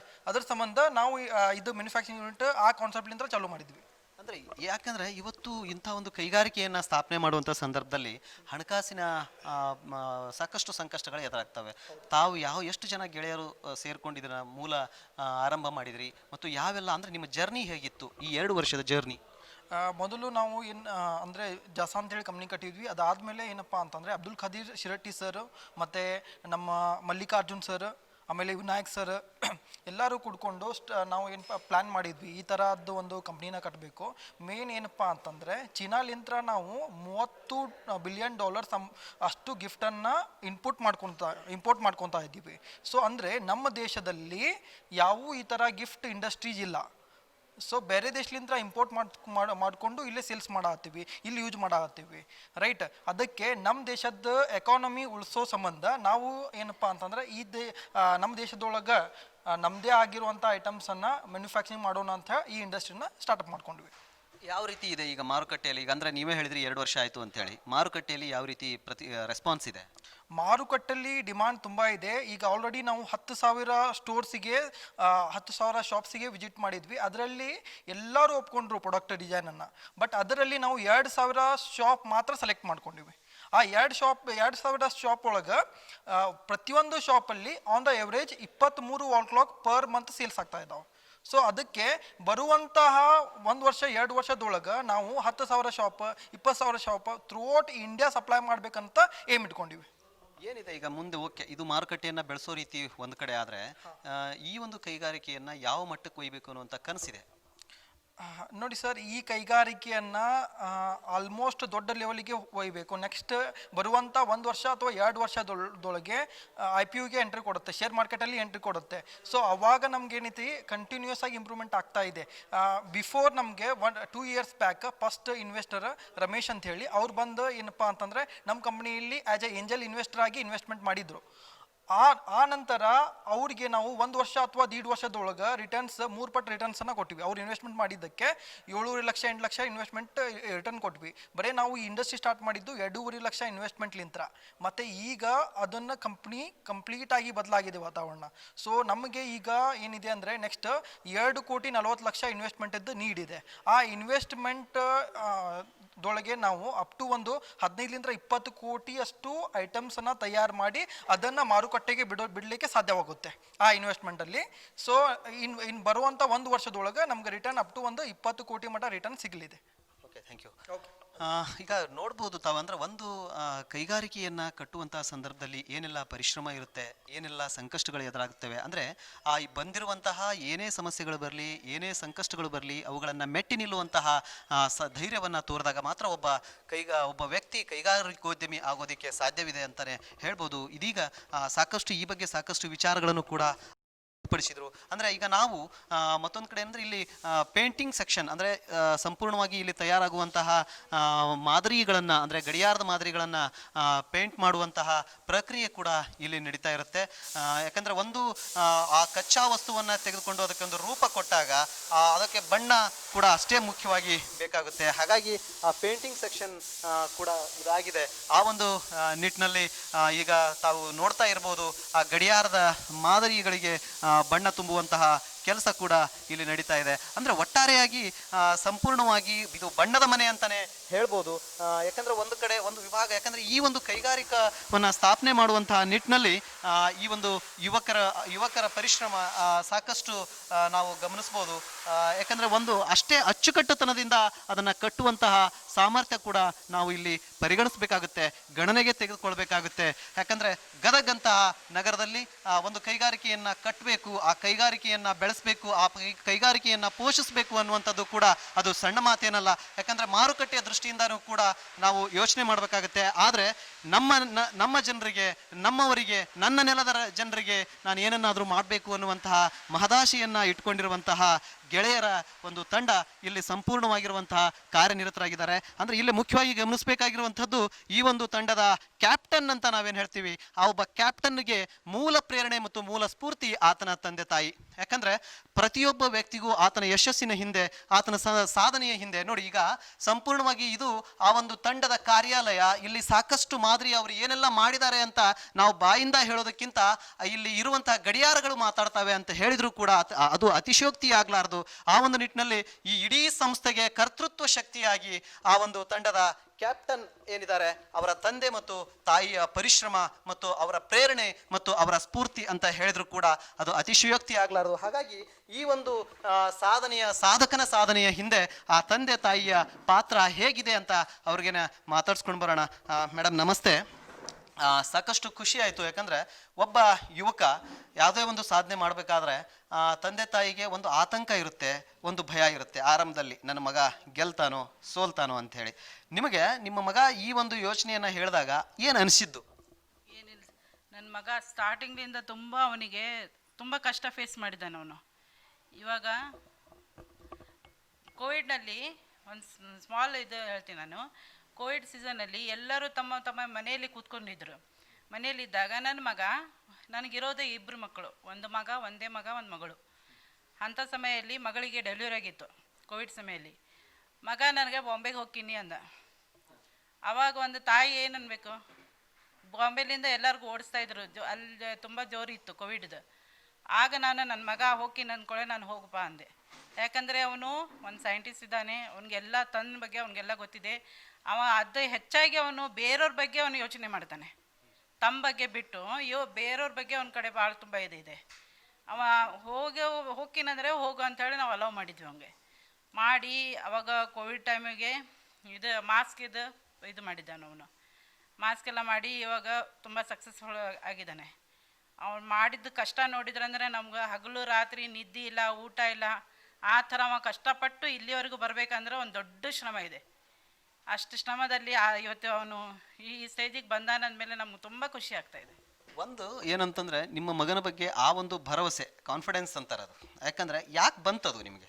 ಅದು ಸ್ಟಾರ್ಟಿಂಗ್ಲಿಂದ ಒಂದು ಇದನ್ನೇ ಇತ್ತು, ಅಂದರೆ ಬೇರೆಯವರು ಕಷ್ಟವನ್ನು ನೋಡಲಿಕ್ಕೆ ಅವನು ಆಗ್ತಾ ಇದ್ದಿದ್ದಿಲ್ಲ. ಆ ಕಷ್ಟದ ಅವನಿಗೆ ಪರಿಹಾರ ಹುಡುಕ್ತಿದ್ದವನು. ಯಾವುದೋ ಕಷ್ಟ ಇರಲಿ ಏನೋ ಇರಲಿ, ಬೇರೆಯವ್ರು ಕಷ್ಟಪಡ್ತಾ ಇದ್ದಾರೆ ಅಂದ್ಕೊಳ್ಳಿ ಆ ಪರಿಹಾರ ಅವನ ಕಡೆ ಹುಡುಕ್ತಿದ್ದವನು. ಆ ಏಮ್ ನನ್ನ ಕಡೆ ನನಗೆ ಗೊತ್ತಿದ್ದು, ನನ್ನ ಮಗ ಯಾವಾಗಿದ್ರೂ ತಪ್ಪು ದಾರಿ ಮಾಡೋಂಗಿಲ್ಲ, ಅವ ಮಾಡೋದು ಯಾರಿಗಿದ್ರೂ ಬೇರೆಯವ್ರು ಒಳ್ಳೆಯ ಸಲುವಾಗಿ ಮಾಡ್ತಾನೆ ಅನ್ನೋದು ಅವನು ಏಮಿದೆಯಲ್ಲ ಅದನ್ನು ಮಾಡ್ತಾನೋ ಅನ್ನೋದು ನನಗೆ ಗ್ಯಾರಂಟಿ ಇತ್ತು. ಬೇರೆಯವರು ಒಳ್ಳೆತನಕ್ಕಾಗಿ ಮಾಡುವಂಥದ್ದು ಭಾಳ ಖುಷಿ ವಿಚಾರ. ನನಗೆಲ್ಲೋ ಒಂದು ಕಡೆ ಬೇರೆಯವ್ರು ಒಳ್ಳೆಯದನ್ನು ಮಾಡೋಕೆ ಹೋಗಿ ನನ್ನ ಮಗ ಎಲ್ಲಿ ಸೋಲನ್ನು ಅನುಭವಿಸ್ತಾನೋ ಅನ್ನುವಂಥ ಭಯ ಏನಾದರೂ ಇತ್ತ? ಇಲ್ಲ ನಂಗೆ ಆ ಭಯ ಮಾತ್ರ ಇರಲಿಲ್ಲ ನಂಗೆ. ಈಗ ನಿಮ್ಮ ಮಗನ ಸಾಧನೆ ಬಗ್ಗೆ ಧೈರ್ಯನೂ ಇದೆ ಅವಂಗೆ. ಅವ ಧೈರ್ಯದಿಂದ ನಾನು ಯಶಸ್ಸು ಆಗೋತನ ಅವನು ಮಾಡ್ತಾನ ಅನ್ನೋದು ನನಗೆ ಫುಲ್ ಹೋಪ್ ಇತ್ತು ಅವನ ಮೇಲೆ. ಈಗ ಈ ಮಗನ ಜರ್ನಿ ಬಗ್ಗೆ ಏನು ಅನ್ಸುತ್ತೆ ನಿಮಗೆ? ಅದೇ ಅಂತೇನೆ, ಕಷ್ಟದಿಂದ ಅವನು ಬಂದು ಇಲ್ಲಿವರೆಗೂ ಬಂದಾನಂದಮೇಲೆ ನಮ್ಗೆ ತುಂಬ ಖುಷಿ ಆಗ್ತಾ ಇದೆ. ಅವನಿಗೆ ತುಂಬ ಕಷ್ಟದಿಂದ ಇಲ್ಲಿ ಬರಬೇಕಂದ್ರೆ ಅವನು ತುಂಬ ಕಷ್ಟಪಟ್ಟಿದ್ದಾನೆ. ತುಂಬ ಕಷ್ಟಪಟ್ಟು ಈ ಸ್ಟೇಜಿಗೆ ಬಂದಿದ್ದಾನೆ. ಇವಾಗ ಮುಂದೆ ಈ ಸಂಸ್ಥೆಯನ್ನು ಯಾವ ಮಟ್ಟಕ್ಕೆ ಹೋಗಬೇಕು ಅಂತ ನೀವು ಆಶಿಸ್ತೀರಿ? ಇದು ಇನ್ನೂ ಎಷ್ಟರ ಮಟ್ಟಿಗೆ ಬೆಳಿಬೇಕು ಅಂತ ಒಂದು ಗುರಿ ಇದೆ? ಇಲ್ಲಿ ಗದಗಿನ ಜನಗೆ ತುಂಬ ದುಡಿಲಿಕ್ಕೆ ಏನು ದಾರಿ ಇಲ್ಲ. ನಮ್ಗೆ ಅದರ ಸಲುವಾಗಿ ನನ್ನ ಮಗ ಬೇರೆ ಊರಿಗೆ ಹೋಗ್ತೀನಂದ್ರೂ ನಾ ಹೋಗಲಿಕ್ಕೆ ಅಲೌ ಮಾಡಿಲ್ಲ. ಇದೇ ಊರಲ್ಲಿ ನಮ್ಗೆ ದುಡಿಲಿಕ್ಕೆ ದುಡಿಮೆಗೆ ಹೆಣ್ಮಕ್ಳಾಗಲಿ ಗಂಡ್ಮಕ್ಳು ಬೇರೆ ಊರಿಗೆ ಹೋಗಿ ದುಡಿತಾರೆ, ಆದರೆ ಹೆಣ್ಮಕ್ಳಿಗೆ ದಾರಿ ಇಲ್ಲ. ಆ ಒಂದು ಏಮ್ಲಿಂದ ಅವನು ಬೇರೆ ಊರೊಳಗೆ ಹಾಕಿನಂದ್ರೂ ಬೇಡ, ನಾವು ಹುಟ್ಟು ಬೆಳೆದ ಊರು ಇದು, ಅದಕ್ಕೆ ಇಲ್ಲೇ ಮಾಡಪ್ಪ ಅಂಥೇಳಿ ಇಲ್ಲೇ ಮಾಡ್ಲಿಕ್ಕೆ ಹಚ್ಚಿದ್ವಿ. ಈಗ ಸ್ಟಾರ್ಟಿಂಗ್ನಿಂದ 65 ಜನ ಇದ್ದರು. ಇವಾಗ ಕೋವಿಡ್ನಲ್ಲಿ ಸ್ವಲ್ಪ ಮಾಡಿದ್ವಿ. ಇವಾಗ ನ್ಯೂಲಿ ನಾನೇನು ಅಪಾಯಿಂಟ್ ಆದಮೇಲೆ ನಾನು ಪ್ರೈವೇಟ್ ಸ್ಕೂಲಲ್ಲಿ ದುಡಿತಾ ಇದ್ದೆ ಫಸ್ಟ್ ಸ್ಟಾರ್ಟಿಂಗು. ದುಡಿಯೋದಾಗ ನನ್ನ ಕಷ್ಟ ಗೊತ್ತಿದ್ದೆ, ಹೆಣ್ಮಕ್ಳಿಗೆ ಎಷ್ಟು ಕಷ್ಟ ಆಗುತ್ತೆ ಅನ್ನೋದು. ಅದು ಸಲ ಹೆಣ್ಮಕ್ಳಿಗೆ ಇಲ್ಲಿ ದುಡಿಸ್ಬೇಕು ಅಂಥೇಳಿ ನಾನು ಇಲ್ಲಿ ನಾನು ಬಂದು ಇಲ್ಲಿ ನನ್ನ ಮಗ ಇಲ್ಲಿವರೆಗೂ ತಂದಿದ್ದಾನೆ. ಬೇರೆಯವರು ಅಂದರೆ ಎದಕ್ಕೆ ಕೊಡಬೇಕು, ಮಗನ ನಾವೇ ಸಪೋರ್ಟ್ ಕೊಡಬೇಕು, ನಾವೇ ಬರಬೇಕಿಲ್ಲ ಅಂತೇಳಿ ನಾನು ಸ್ಕೂಲಿಗೆ ಹೋಗ್ತಾ ಅಲ್ಲಿ ಸ್ಟಾಪ್ ಮಾಡಿ ಇಲ್ಲಿ ಬಂದಿದ್ದೇನೆ. ಇಲ್ಲಿ ಬಂದು ಇಲ್ಲಿ ನಡೆಸ್ಕೊಂಡು ಮಗನಿಗೆ ಈಗ ಆದಷ್ಟು ಎಷ್ಟು ಜನ ಬರ್ತಾರ ಅಷ್ಟು ಜನವ್ರಿಗೂ ನಾವು ಇದು ಫೆಸಿಲಿಟೀಸ್ ಕೊಡಬೇಕು ಅನ್ನೋದು ಒಂದಿದೆ. ಆ ಕಡೆ ಮುಟ್ಟ ಅವನಿಗೆ ಏನು ಏಮಿದೆ ಅಂದರೆ ಈ ಎಂಪ್ಲಾಯೀಸಿಗೆ, ಇಲ್ಲಿ ದುಡಿಯೋ ಎಂಪ್ಲಾಯೀಸಿಗೆ ಒಂದು ಕ್ವಾರ್ಟರ್ಸನ್ನು ಕಟ್ಟಬೇಕು. ಅವ್ರದ್ದೇ ಒಂದು ನಾವು ಕಂಪೌಂಡ್ ಮಾಡಬೇಕು, ಅವ್ರಿಗೆಲ್ಲರಿಗೂ ಕ್ವಾರ್ಟರ್ಸ್ ಕೊಡಬೇಕು, ಎಲ್ಲ ಥರದ ಫೆಸಿಲಿಟೀಸ್ ಮಾಡಬೇಕು. ಮಕ್ಕಳ ಎಜುಕೇಷನ್ ಬಗ್ಗೆ ಅವ್ರಿಗೂ ಫೆಸಿಲಿಟೀಸ್ ಎಲ್ಲ ಮಾಡಿಕೊಡ್ಬೇಕು ಅನ್ನೋದು ಅವ್ನು ತುಂಬ ಬೇರೆ ಬೇರೆ ಇನ್ನೂ ಇದೆ. ಅದು ಆಗಲಿ ಅನ್ನೋದು ನಾವು ದೇವರಿಂದ ಅವನ್ನ ಆಶೀರ್ವಾದಿಸ್ತೀವಿ ಯಾವಾಗೂ. ಶಿಕ್ಷಕರೇ, ನಾವು ಒಂದು ಗಮನಿಸಲೇಬೇಕಾಗಿರುವಂಥದ್ದು ಅಂತಂದರೆ, ಸಾಮಾಜಿಕ ಕಳಕಳಿ ಇರುವಂತಹ ಮನುಷ್ಯನಿಗೆ ಮೂಲ ಆ ಒಂದು ಕಳಕಳಿ ಬರೋದಕ್ಕೆ ಅವನ ಮನೆಯ ವಾತಾವರಣ ಕೂಡ ಇಲ್ಲಿ ಪ್ರಮುಖವಾಗಿ ಬೇಕಾಗುತ್ತೆ ಅನ್ನೋದಕ್ಕೆ ಈ ತಾಯಿಯ ಮಾತೃ ಹೃದಯ ಮತ್ತು ತಾಯಿಯ ಮಮತೆಯ ಮಾತುಗಳು ಇದಕ್ಕೆ ಸ್ಫೂರ್ತಿ ಅಂತಂದ್ರೂ ಕೂಡ ತಪ್ಪಾಗಲಿಕ್ಕಿಲ್ಲ. ಯಾಕಂದರೆ ಒಂದು ಕೈಗಾರಿಕೆಯನ್ನು ಕಟ್ಟೋದು ಮುಖ್ಯವಲ್ಲ, ಕೈಗಾರಿಕೆಯಲ್ಲಿ ಕೆಲಸ ಮಾಡುವಂತಹ ಕಾರ್ಮಿಕರಿಗೆ ಒಂದು ರಕ್ಷಣೆಯನ್ನು, ಅಂದರೆ ಆ ಕಾರ್ಮಿಕರ ಬಗ್ಗೆಯೂ ಕೂಡ ಕಾಳಜಿ ವ್ಯಕ್ತಪಡಿಸುವಂಥದ್ದು ಅದು ಒಂದು ದೊಡ್ಡತನ ಅಂತ ಕೂಡ ಹೇಳಲೇಬೇಕಾಗುತ್ತೆ. ಆ ಒಂದು ನಿಟ್ಟಿನಲ್ಲಿ ಈ ಒಂದು ಸಂಸ್ಥೆಯ ಬಗ್ಗೆ, ಆ ಕಾರ್ಮಿಕರ ಬಗ್ಗೆ ಇಟ್ಕೊಂಡಿರುವಂತಹ ಕಾಳಜಿ ಮತ್ತು ಪರಿಸರದ ಬಗ್ಗೆ ಇಟ್ಕೊಂಡಿರುವಂತಹ ಪ್ರೀತಿ ನಿಜಕ್ಕೂ ಕೂಡ ಇಲ್ಲಿ ಮೆಚ್ಚುಗೆಗೆ ಪಾತ್ರವಾಗಿದೆ ಅಂತ ಹೇಳಿದ್ರು ಕೂಡ ಅದು ತಪ್ಪಲ್ಲ. ಅದೇ ರೀತಿಯಾಗಿ ಈಗ ಅವರ ತಂದೆ ಏನು ಹೇಳ್ತಾರೆ ಮಗನ ಆ ಒಂದು ಸಾಧನೆ ಬಗ್ಗೆ, ಮಗನ ಕಾರ್ಯದ ಬಗ್ಗೆ ಅಂತ ಹೇಳಿ. ಸರ್ ನಮಸ್ತೆ. ನಮಸ್ತೆ. ಏನು ಸರ್ ಇದು? ಯಾಕಂದರೆ ಒಂದು ಕಡೆ ಆ ತಾಯಿ ಆ ಥರದ್ದು ಹೇಳ್ತಾರೆ, ಒಬ್ಬ ತಂದೆಯಾಗಿ ನಿಮ್ಮ ಮಗನ ಕಾರ್ಯದ ಬಗ್ಗೆ ನಿಮಗೆ ಯಾವ ಥರ ಒಂದು ಅಭಿಪ್ರಾಯ ಇದೆ? ಸರ್ ಮೊದಲು ಅವ ಏನು ಹೇಳಿದ್ರು ಸರ್ ಸ್ವಲ್ಪ ಹೆದರಿಕೆ ಬರ್ತೀವಿ ಸರ್. ಅವ ಮಾಡ್ತಾ ಹೋದ, ಅದಕ್ಕೆ ನಮ್ಮ ಕೈಲಿ ಆದಷ್ಟು ನಾವು ಮಾಡಿ ಸರ್. ಅವ ಮಾಡಿದ್ದು ನೋಡಿರಿ ಸರ್,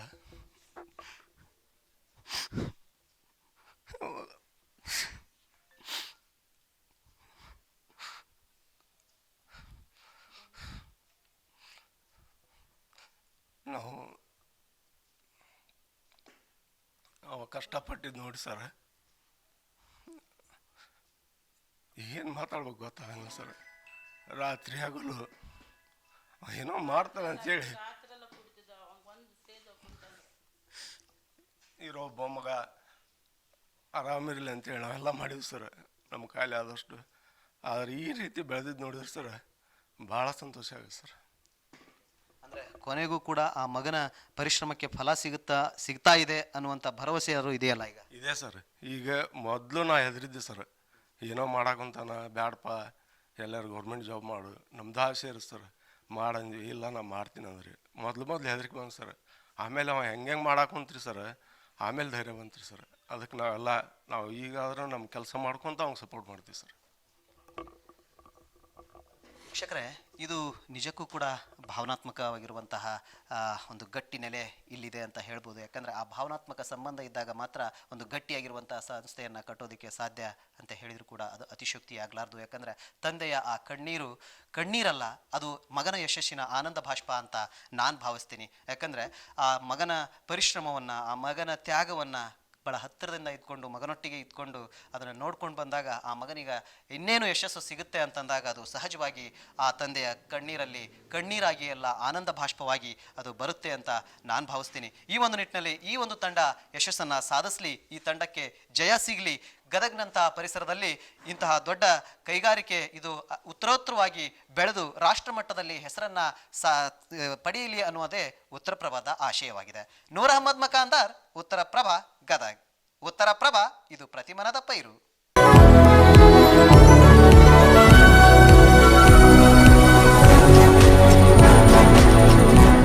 ಓಕೆ ವೀಕ್ಷಕರೇ, ನೋಡಿದ್ರಲ್ಲ ವಾಕ್ಥ್ರೂನ. ಯಾಕಂದ್ರೆ ಒಂದು ಕಡೆ ಅಕ್ಷರಶಃ ತಂದೆ ಮತ್ತು ತಾಯಿಯ ಮಾತುಗಳನ್ನ ಕೇಳಿದ್ರೆ ನಿಜಕ್ಕೂ ಕೂಡ ಇವತ್ತು ಆ ಮಗ ಬೆಳೆದು ನಿಂತಾಗ ಅವ್ರಿಗೆ ಈಗ ಸಿಗ್ತಾ ಇರುವಂತಹ ಖುಷಿಗೆ ಅದಕ್ಕೆ ಪಾರನೇ ಇಲ್ಲ, ಅದಕ್ಕೆ ಬೆಲೆ ಕಟ್ಟೋಕ್ಕಾಗಲ್ಲ ಅಂತ ನಾನು ಭಾವಿಸ್ತೀನಿ. ಮತ್ತೆ ಅಬ್ದುಲ್ ಖದೀರ್ ಅವ್ರ ಜೊತೆಗೆ ಮಾತಾಡೋದಾದ್ರೆ ಸರ್, ಏನಿಲ್ಲ, ಈಗ ಸಾಕಷ್ಟು ವಿಚಾರಗಳನ್ನ ನಾವು ಮಾತಾಡ್ತಾ ಬಂದ್ವಿ. ಒಂದು ಕಡೆ ನೀವು ಯಾವ ರೀತಿ ಯಶಸ್ಸಿನ ಹಾದಿಯತ್ತ ಬಂದ್ರಿ, ಏನೆಲ್ಲ ಬಂದ್ರಿ ಅಂತ. ಒಬ್ಬ ವ್ಯಕ್ತಿ ಆ ಮಟ್ಟಕ್ಕೆ ಒಂದು ಸಾಧನೆ ಮಾಡಿದಾರೆ ಅಂತಂದ್ರೆ ಅದು ಕೇವಲ ಎಲ್ಲವೂ ಆತನ ಬಂದಿರುವಂತಹ ಹಾದಿ ಏನಿರುತ್ತಲ್ಲ, ಹೂವಿನ ಹಾದಿಯಾಗಿರಂಗಿಲ್ಲ. ಅಲ್ಲಿ ಮುಳ್ಳುಗಳು ಕೂಡ ಬಂದಿರುತ್ತೆ, ಸಾಕಷ್ಟು ಸವಾಲುಗಳನ್ನ ಎದುರಿಸಿರ್ತೀರಿ. ನೀವು ಆ ಸವಾಲುಗಳನ್ನ ಎದುರಿಸಿದಾಗ ಮಾತ್ರ ಯಶಸ್ವಿ ಆಗೋದಕ್ಕೆ ಸಾಧ್ಯ ಆಗುತ್ತೆ. ಹಾಗಾದ್ರೆ ಅಬ್ದುಲ್ ಖದೀರ್ ಅವರು ತಮ್ಮ ಈ ಉದ್ಯಮದ ಹಾದಿಯೊಳಗೆ ಏನೆಲ್ಲ ಸವಾಲುಗಳನ್ನ ಎದುರಿಸಿದ್ರು? ಸ್ಟಾರ್ಟಿಂಗ್ ಅಲ್ಲಿ ನಂಗೆ ಪ್ರಾಬ್ಲಮ್ ಬಂದಿರೋದು ರಿಸರ್ಚ್ ಅಲ್ಲಿ. ಸೊ ಒಂದು ಬಿಗ್ ಪ್ರಾಬ್ಲಮ್ ಅಲ್ಲಿ ಒಂದು ಬಿಗ್ ಇದು ಇರೋದು, ಒಂದು ಹಡಲ್ ಇರೋದು ನಮ್ಮಲ್ಲಿ ಏನಿತ್ತು ಅಂತಂದ್ರೆ, ಪ್ಲಾಸ್ಟಿಕ್ ಗಿಂತ ಕಡಿಮೆ ರೇಟಲ್ಲಿ ಡೆವಲಪ್ ಮಾಡಿರುವಂಥ ಪ್ರಾಡಕ್ಟ್ ಬೇಕಾಗಿತ್ತು ನಮಗೆ. So it was very difficult. ಯಾಕಂದರೆ ಈಗ ನಾವು ಪ್ಲಾಸ್ಟಿಕ್ ನೋಡಿದ್ರೆ it's actually by product of petroleum product. So ಅದರಿಂದ ಅದ್ರದ್ದು ಪ್ರೈಸ್ ಏನಿದೆಯಲ್ಲ ಅದು ಭಾಳ ಕಡಿಮೆ ಇದೆ. ಆಮೇಲೆ ವರ್ಲ್ಡಲ್ಲಿ ಆಲ್ಮೋಸ್ಟ್ ಎಲ್ಲ ಕಡೆ ಅದರದ್ದೊಂದು ಇನ್ಫ್ರಾಸ್ಟ್ರಕ್ಚರ್ ಆಲ್ರೆಡಿ ಡೆವಲಪ್ ಆಗಿಬಿಟ್ಟಿದೆ. That's what the market is saturated. ಅದಕ್ಕಾಗಿ ಅದ್ರ ಪ್ರೈಸ್ ಏನಿದೆಯಲ್ಲ ಭಾಳ ಕಡಿಮೆ ಇದೆ. ಒಂದು ಪ್ಲಾಸ್ಟಿಕ್ ವಾಟರ್ ಬಾಟಲ್ ನಾವು ತೊಗೊಂಡ್ರೆ so it's hardly 20 rupees, right? So ಅದರಲ್ಲಿ ಆ ಬಾಟಲ್ ಕಾಸ್ಟ್ ಎಷ್ಟಿರುತ್ತೆ, ಭಾಳ ಕಡಿಮೆ ಇರುತ್ತೆ. ಸೊ ಈಗ ಅದ್ರ ಜೊತೆ ಕಾಂಪೀಟ್ ಮಾಡೋದೇ ಒಂದು ದೊಡ್ಡ ಚಾಲೆಂಜ್ ಇದೆ. ಸ್ಟಾರ್ಟಿಂಗ್ ಹಡಲ್ ಇತ್ತು. ಸೊ ಈ ಹಡಲನ್ನು ನಾವು ಯಾವ ರೀತಿ ಪಾಸ್ ಮಾಡಿದ್ವಿ ಅಂತಂದ್ರೆ, ಸೊ ನಾವು ಇದನ್ನ ಬ್ರೇಕ್ ಡೌನ್ ಮಾಡಿದ್ವಿ. ವಿ ಟ್ರೈ ಟು ಅಂಡರ್ಸ್ಟ್ಯಾಂಡ್ ನಾವು ಯಾವ ರೀತಿ ಇಲ್ಲಿಂದ ಇದನ್ನ ಸೊಲ್ಯೂಷನ್ ಮಾಡ್ಬೋದು ಅಂತ. ಪ್ಲಾಸ್ಟಿಕ್ ಅತಿ ಕಡಿಮೆ ರೇಟಲ್ಲಿ ಮ್ಯಾನುಫ್ಯಾಕ್ಚರ್ ಎದಕ್ಕಾಗುತ್ತೆ? ಯಾಕಂದ್ರೆ ಅದರಲ್ಲಿ ಸಿಗುವಂಥ ಕಚ್ಚಾ ವಸ್ತು ಕಡಿಮೆ ರೇಟಿಂದ ಇರುತ್ತೆ. ಸೆಕೆಂಡ್, ಅದರಲ್ಲಿರುವಂತಹ ಮ್ಯಾನುಫ್ಯಾಕ್ಚರಿಂಗ್ ಪ್ರಾಸೆಸ್ ಅದರದ್ದು ಕಾಸ್ಟ್ ಕಡಿಮೆ ಇದೆ. ಥರ್ಡ್, ಅದರದ್ದೇನು ಡಿಸ್ಟ್ರಿಬ್ಯೂಷನ್ ಅಂಡ್ ಮ್ಯಾನುಫ್ಯಾಕ್ಚರಿಂಗ್ ಇದೆ ಇನ್ಫ್ರಾಸ್ಟ್ರಕ್ಚರ್ ಆಲ್ರೆಡಿ ಚಲೋ ಎಸ್ಟಾಬ್ಲಿಷ್ಡ್ ಇದೆ. ಸೊ ಈ ಮೂರು ರೀಸನ್ನಿಂದ ನಮಗೇನಿದೆ, ಈ ಮೂರು ರೀಸನ್ನಿಂದ ಪ್ಲಾಸ್ಟಿಕ್ ಇಷ್ಟು ಆಕ್ಯುಪೈ ಆಗಿಬಿಟ್ಟಿದೆ, ಪೂರ್ತಿ ಎಲ್ಲ ವರ್ಲ್ಡನ್ನು ಕವರ್ ಮಾಡಿಬಿಟ್ಟಿದೆ ಆಲ್ರೆಡಿ. ಸೊ ಈ ಪ್ರಾಬ್ಲಮನ್ನು ಸಾಲ್ವ್ ಮಾಡೋದು ನಮ್ಮ ಫಸ್ಟ್ ಹಡಲ್ ಇತ್ತು. So actually it started with a joke. ಆ ಜೋಕಲ್ಲಿ ನಾವು ಏನು ಮಾಡಿದ್ವಿ ಅಂತಂದರೆ, I was discussing with my team. So ಅವ್ರಿಗೆ ಹೇಳಿದೆ, ಪ್ಲಾಸ್ಟಿಕ್ಕಿಂದ ಕಡಿಮೆ ರೇಟಿಂದ ರಾ ಮಟೀರಿಯಲ್ ಯಾವ್ಯಾವುದೋ ಎಲ್ಲ ಹುಡುಕ್ರಿ, ಅದು ಕಸಾನರು ಇರಲಿ ಕಸಾನರು ಹುಡುಕ್ರಿ. Literally in our test first ನಾವು ಪ್ರಾಡಕ್ಟ್ ನಾವು ಡೆವಲಪ್ ಮಾಡಿದ್ದು ಕಸದಿಂದ. ಆ ಕಸ ಮತ್ತೆ ಬೇರೆ ಎಲ್ಲದಿಲ್ಲ, ನಮ್ಮ ಮನೆಯಿಂದ ಕುಡಿಸಿರುವಂಥ ಕಸದಿಂದ ಫಸ್ಟ್ ನಾವು ಡೆವಲಪ್ ಮಾಡಿದ್ದು. ನಮ್ದು ಥಾಟ್ ಪ್ರಾಸೆಸ್ ಏನಿತ್ತು ಅಂತಂದ್ರೆ, ಈ ಕಸದಲ್ಲಿರುವಂಥ ಸೆಲ್ಯುಲೋಸ್ ಫೈಬರ್ ಕಾರ್ಬನ್ ಫೈಬರ್ ಆಮೇಲೆ ಕೆವಲಾರ್ಕ್ಕಿಂತಲೂ ಸ್ಟ್ರಾಂಗರ್ ಇರುತ್ತೆ.